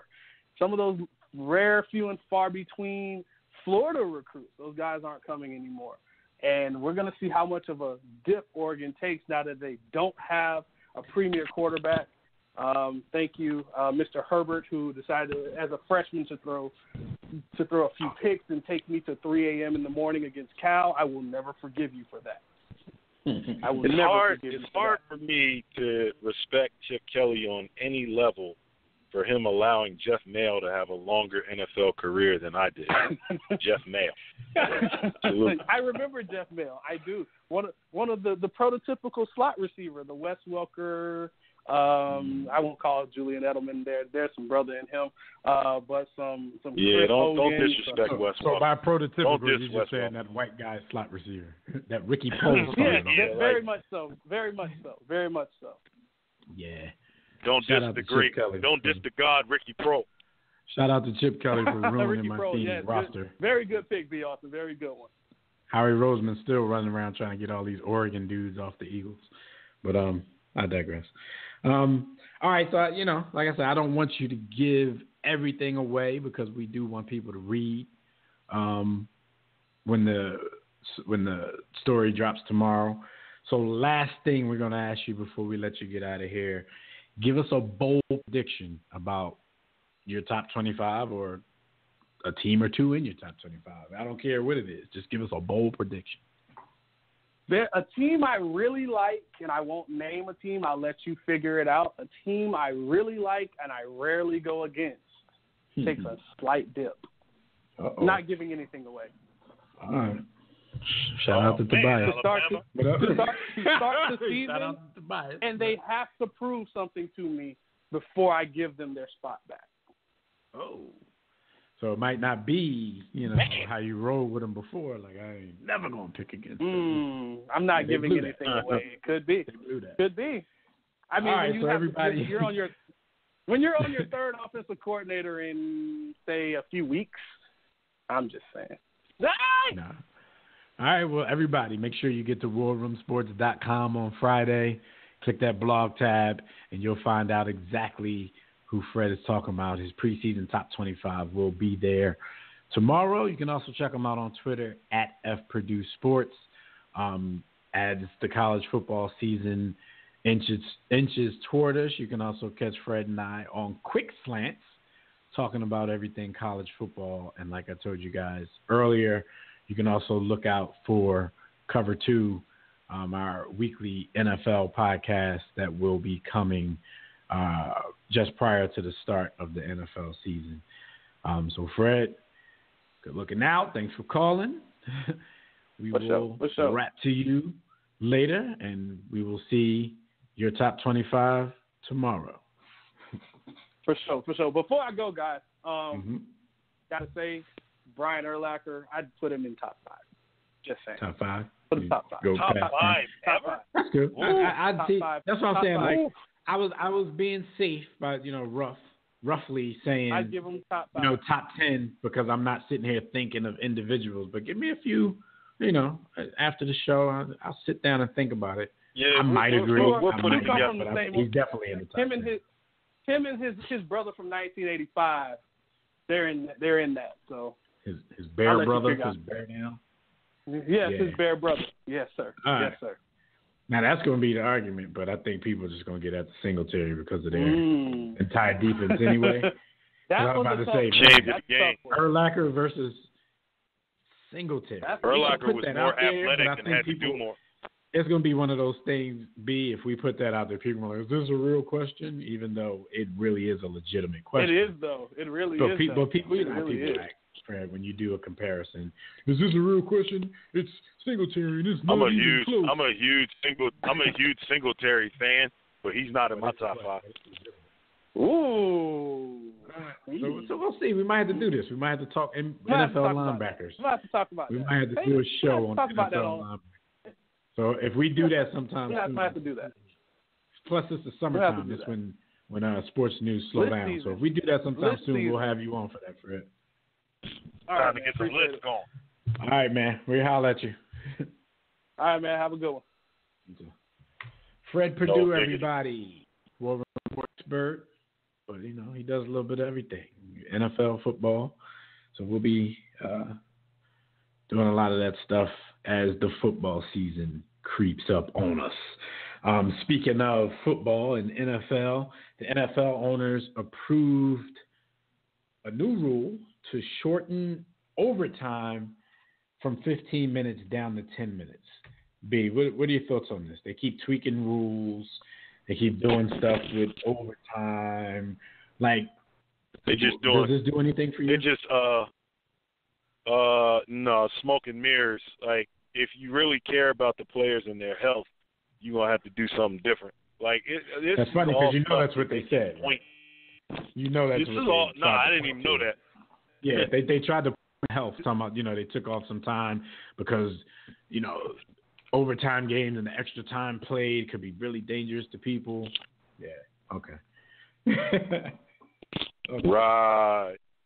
I would actually argue that shortening overtime could be a little bit more of a risk to your health, because if you make it 10 minutes instead of 15, people are going to be frantically trying to score, or even more frantic than you already do in overtime. And what does frantic behavior lead to a lot of times? It leads to reckless behavior and reckless play. So the more desperate you are to score because you have less time, the more reckless you might be from a coach standpoint with your play calling, from a player standpoint with the risk that you're willing to take. Like, maybe you're not going to run out of bounds because, look, we don't have that much time. So I'm going to cut this up. He's going to break my leg. And it's all going to be because they shorten the overtime. So I give the league and the commissioner a nice big fat FOH on the reasoning behind this. But what do you think of overtime period would be? Because they changed the rules a couple of times. Some people say they should go to the college system. Some people say the college system please, trash. No. Like, no. Trash. I personally, one of those people, I think the college system is trash. I don't know who came up with that. You know what I'm saying? We're going to put you on a real short field, and if you score, then the other team gets a chance. Like, come on, man. Let them do play. I don't think there should be ties, but let them play the 15. And if they play the whole 15, then you have to do something after that, kind of like soccer. You play the whole period, nobody scores, so shootout time. You have to do something. Maybe penalty. Kickers involved. Yo, when college games go to overtime, I just turn them off. I turn them off. I'm not watching that. I'm not watching it. It's stupid. Here, you get the ball at 20. and then you get the ball at the 20. Yo, the field, this is a great game. Tell me how long. it ends. This was a great game. Tell me how it ends. I'm definitely. Yeah, like, I if they can't did think. that with the NFL, I'd be very, very disappointed. Yeah, I mean, I really don't know what's the right thing to do. I guess all we can do is be fans and complain at everything they try. But if it were me right now, I would definitely go to hole 15. What I'd be trying to tweak is, okay, what the hell do we do after this 15? Because there shouldn't be ties in football. So that's my thing. What do we do after the 15? Do we line it up? You and Donovan McNabb agree. Well, I don't think there should be ties. Donovan McNabb didn't know there were ties. Which one of us is the professional football player? Come on, guys. Andy Reid. Andy Reid is like embarrassed us every time he opened his mouth. Yeah. So that's what's going on in the NFL, man. So there's a couple more rule changes. Let me just run those down before we move on. It wasn't just the overtime. They changed. I guess they're not trying to be the no fun league anymore because they will no longer penalize or fine most player celebrations. Goodell wrote a letter to the fans saying they're relaxing the rules on celebrations so they can allow players more room to have fun after they make big plays. Of course, they're still going to throw 15-yarders for like illegal celebrations, taunting, weapon imagery, things like that. For me, this is one of those rules like, okay, that's what's up. I know a lot of fans complain about it. I could really care less. So if you want to let them do some stuff that's going to entertain people, fine. But you know how it's going to get. Like when they weren't calling penalties on this, like it was a can you top this thing? So they were getting more over the top, more ridiculous. So I foresee that coming again because people are going to be like, oh, man, we back now. So look out for Antonio Brown. Antonio Beckham. Look out for the new crop of wide receivers to go out there and try to one-up each other every time. But Antonio Brown is going to drive a Lincoln Continental on the field, and he's going to open the door up and have Chad Johnson in the back, because you know that's his old head. Or they're going to have chicks in the car, and the chicks are going to push Chad Johnson through the sunroof in the end zone in the Lincoln Town Car. Yeah, it's going to get crazy. And your man Odell Beckham is just going to have a parade. I'm not going to say what kind of parade, but he's going to have a parade. I was about to say something to Cosby, but he's not even in the chat room anymore. Because earlier, he's going to have talk about Odell. He was like straight to the jugular, no messing around, huh? He just called him a transgender. All right, so that's one of the other rules. Another rule is the first roster cut down deadline.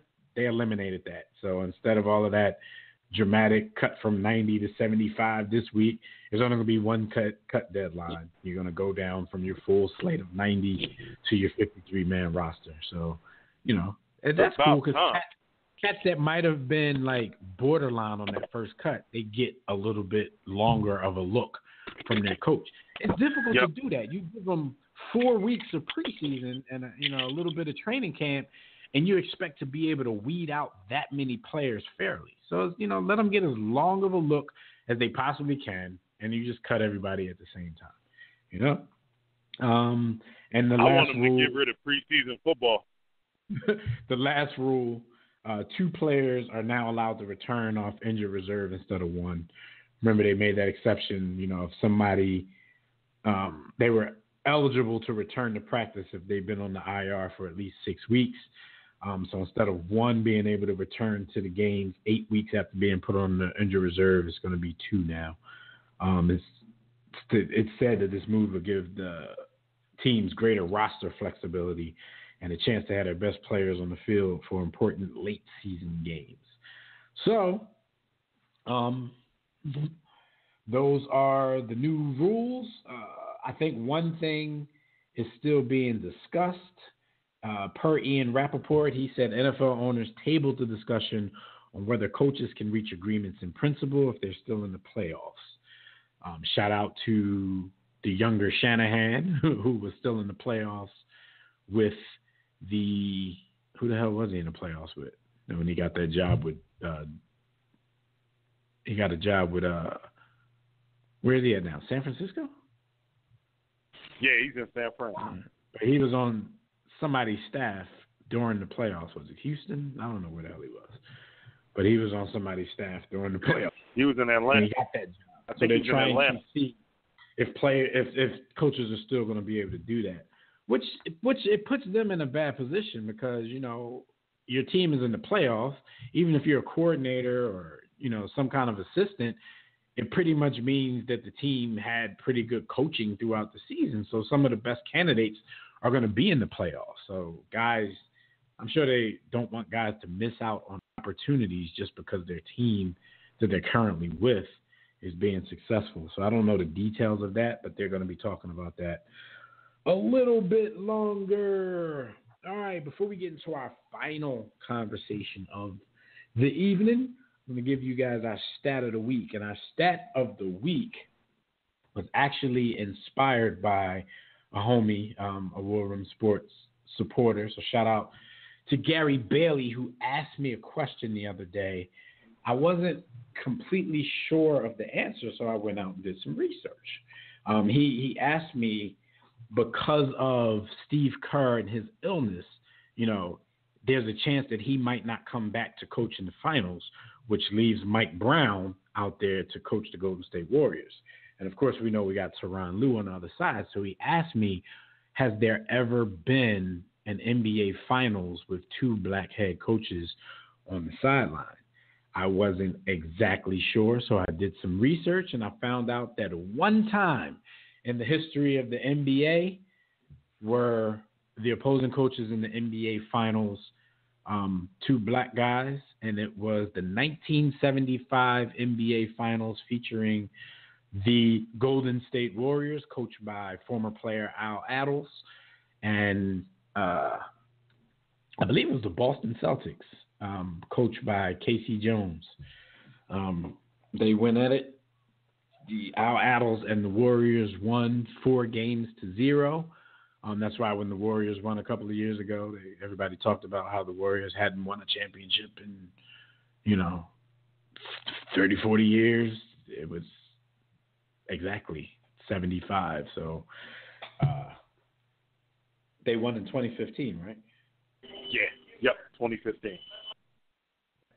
So Al Attles was the coach of the only win, and he was he was matched up against another black head coach in Casey Jones, and it took the Golden State Warriors exactly 40 years to win their second NBA championship. So, that is our stat of the week. Al Attles versus Casey Jones, the only matchup of black head coaches in NBA Finals history. If Steve Kerr stays on that injured list, then we might have two, if they're going to count it that way, because Mike Brown will be on the sideline getting his revenge on LeBron James for jettisoning him from Cleveland the first time. All right, speaking of LeBron James, though, the last thing we're going to go out on. The conversation has ramped up, and it's more serious than it was the first time around. Everybody's discussing LeBron James versus Michael Jordan right now. We see, people on both sides of the spectrum bringing things to the discussion, bringing statistical analysis to the conversation. Of course, if you're pro LeBron, you're going to bring the stats you're going to bring age stats. Like, at 32 years old, LeBron had this many championships, this many MVPs, this many that. That makes LeBron look better because, of course, LeBron came into the league at 18 years old.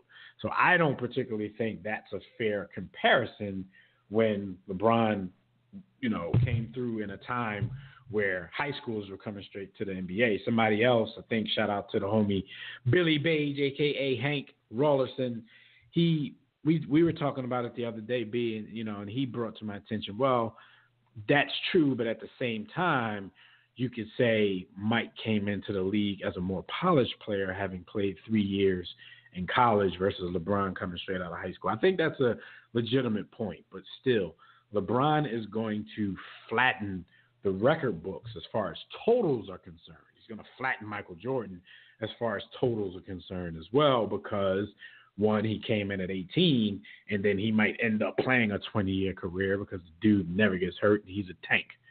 Michael Jordan, on the other hand, left basketball at the height of his prime. Like, he was still the best player in the league when he left. There's not a lot of people who retire as the best player in the league. So he cut his NBA career short and even took a break in between. And, by the time he came back, he was still a pretty good player by comparison, but he wasn't Michael Jordan, the Michael Jordan that we, came to know. So at age 32, LeBron has already played more basketball, period, than Michael Jordan. He needs 28 points in Game 5 to tie, 29 points to overtake Jordan for the leading scorer in the playoffs at all time. So a lot of people are looking at these kind of numbers as positives, as reasons why LeBron is better. But I'm not the guy who's like, okay, championship count tells you exactly who's better. But there's context within these two guys' championship count that kind of gives you a little bit more insight onto at least how people should be measuring up this criteria. Okay, he's going to have more everything than Michael Jordan in the playoffs, but Jordan does have the 6 championship rings.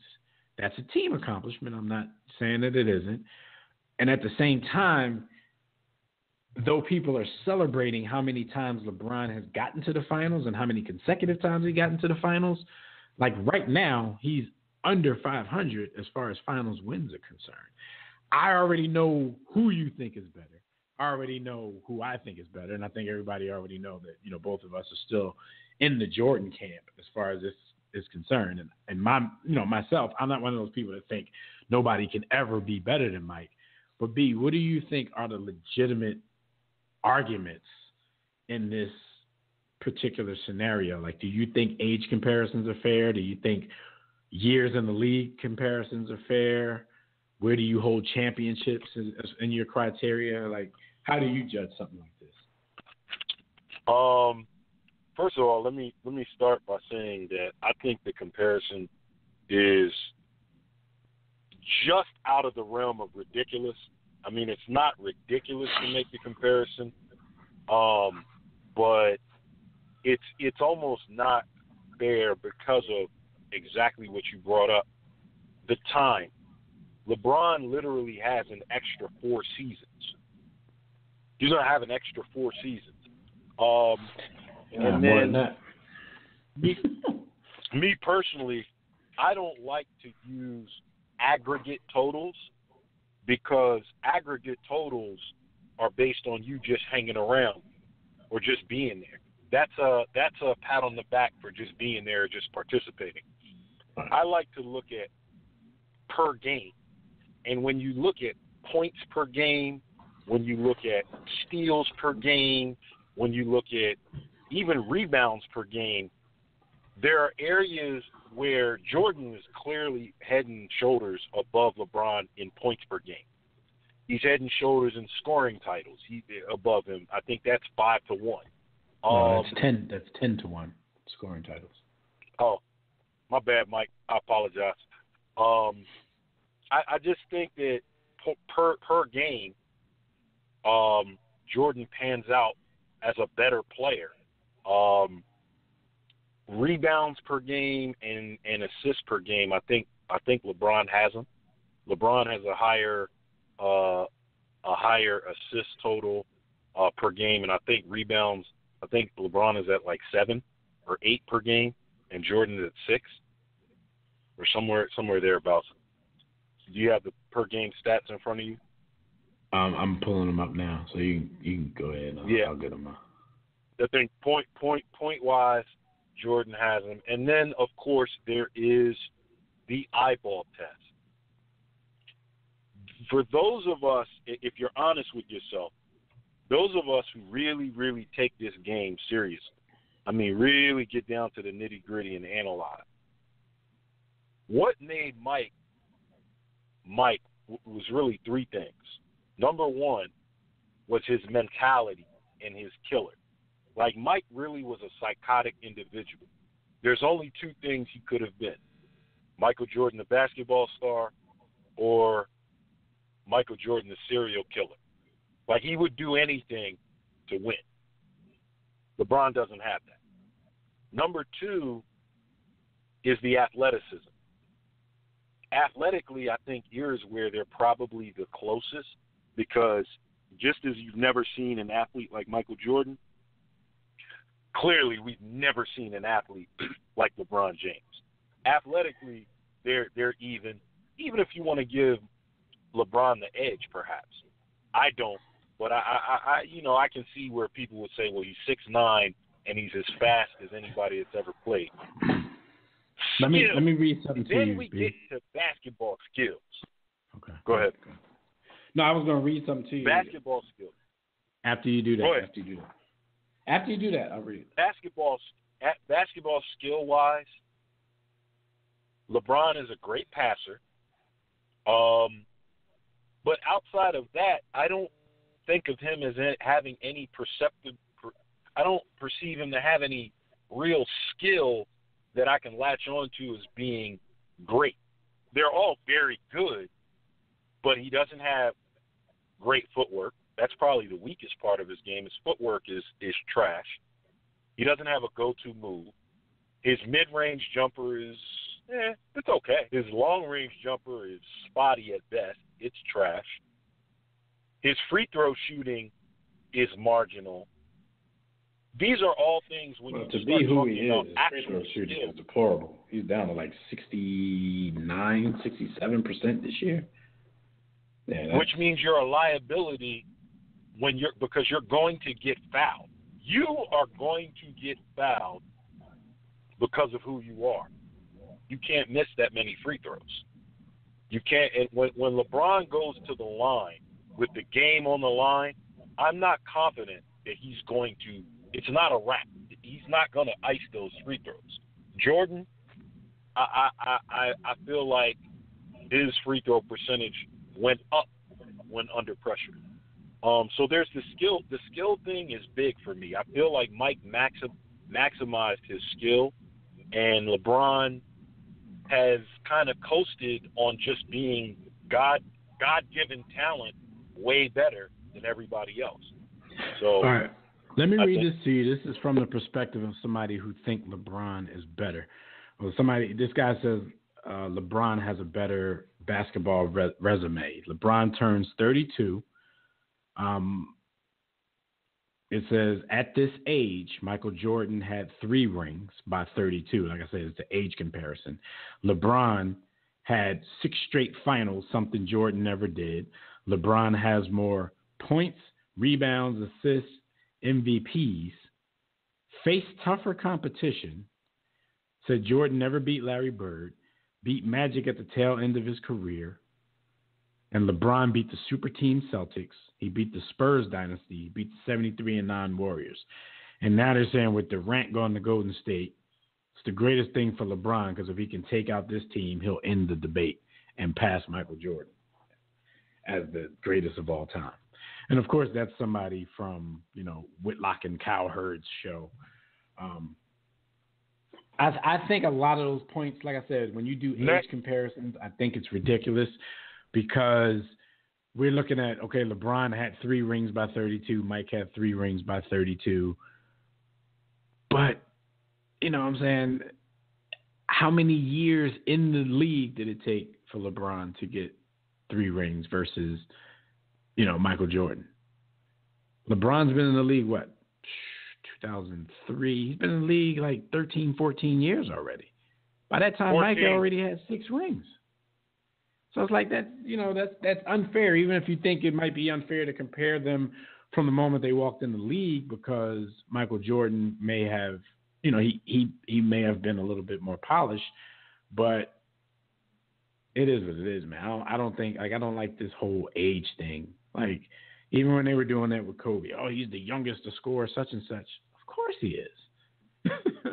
Of course they are. These dudes came right out of high school, and as far as LeBron went, he came right out of high school to a terrible team and was thrust into being the man from day one. And all props to him for actually being able to do that and being successful with it, because he handled all kinds of pressure. Now, let me give you, after 13 seasons, not after a certain age, after 13 seasons, Jordan averaged 31.5 points a game, LeBron 27.2. Jordan 6.3 rebounds, LeBron 7.2. Jordan 5.4 assists, LeBron 6.9. Jordan 2.5 steals, LeBron 1.7. Jordan even averaged 0.1 more blocks than LeBron at 0.9. LeBron 0.8. Turnovers per game, Jordan 2.8, LeBron 3.4. Field goal percentage. This is a 6'6", 215, 220-pound two-guard versus a 6'9", 265 to 270-pound small forward. Jordan was shooting 50.5% from the field. LeBron 49.8. Three-point percentage, LeBron was a little better at 34, Jordan 33.2. Free throw percentage overall for 13 years, 83.8 for Jordan, 74.4 for LeBron. Like I said, I don't understand how LeBron is going backwards as far as free throw shooting is concerned. Their per, Jordan 29.1, LeBron 27.7. 6 championships for Mike, 3 for LeBron. 6 finals MVPs for Mike, 3 for LeBron. 5 regular season MVPs for Mike, 4 for LeBron. 1 Defensive Player of the Year award, 0 for LeBron. 10 scoring titles, 1 for LeBron. 3 steals titles. Didn't even know they gave titles for that. I know that they have steals leaders, but he won the title. 3 for him, 0 for LeBron. Finals losses, 0 for Mike, 4 for LeBron. Now that's one place I think that separates them. Granted, like I said, that's really a team statistic, but LeBron kind of makes his own teams. You know what I'm saying? They weren't supposed to lose any finals in Miami. You know what I mean? The only finals that I think I give LeBron a pass on is that first finals against the Spurs when he was with Cleveland, because I don't think Cleveland belonged in that finals. So for them to actually be there said a lot about LeBron at the time rather than how they lost in a 4-0 sweep.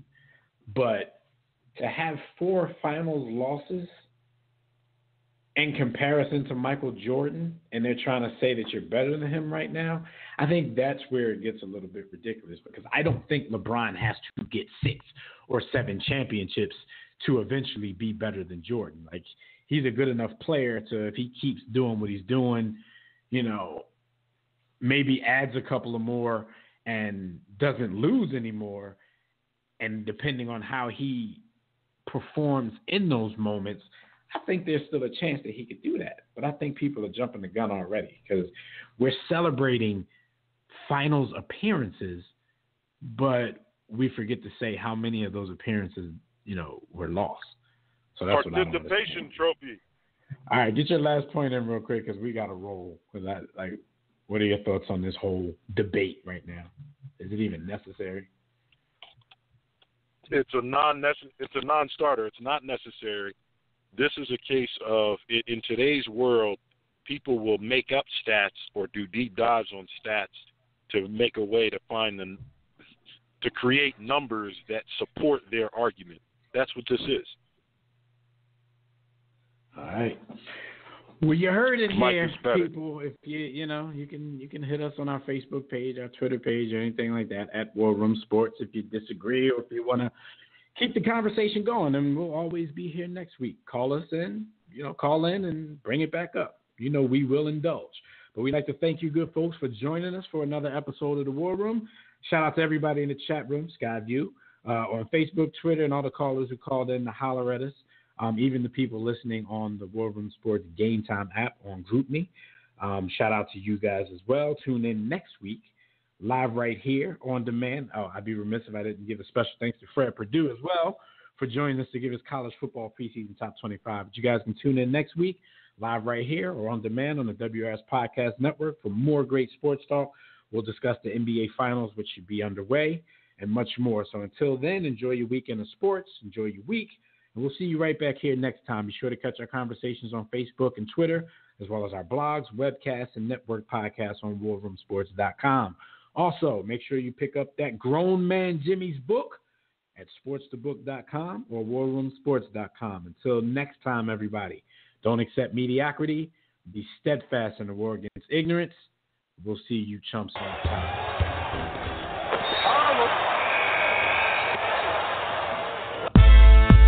6 to 8. Yeah. War Room Sports. Y'all ready? Let's go. Stay in tune to Jimmy. Know the blueprint. Yo. Every Thursday, 6 to 8, they do this.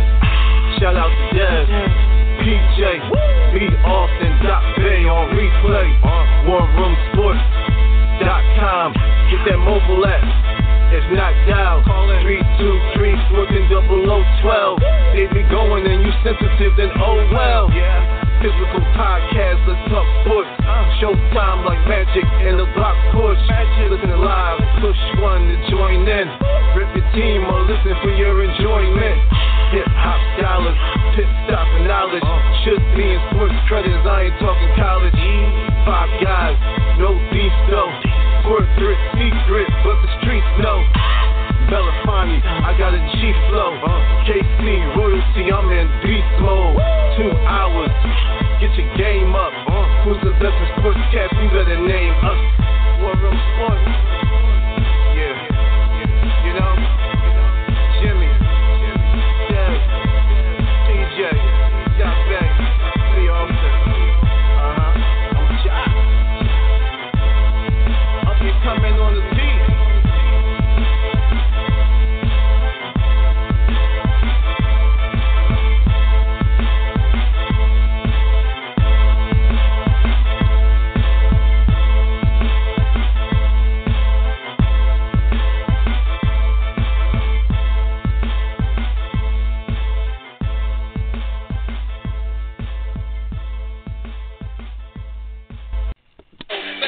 There is no way that LeBron will ever be Jordan. Call me when LeBron has 6 championships. Is that your only argument? It's the only argument I need, Sean!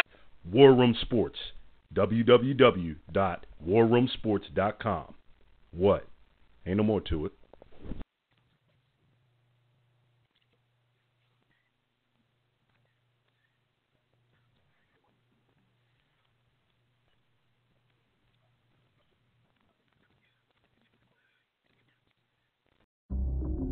A seatbelt can stop you from going into a store. A seatbelt can stop you from climbing a tree. It can stop you from flying or from rolling down a hill. A seatbelt can stop you from doing a lot of things, like crushing bones and damaging vital organs. It can even save your life. That's why we enforce seatbelt laws, to save lives. So buckle up every trip, every time. Click it or ticket. Paid for by the National Highway Traffic Safety Administration.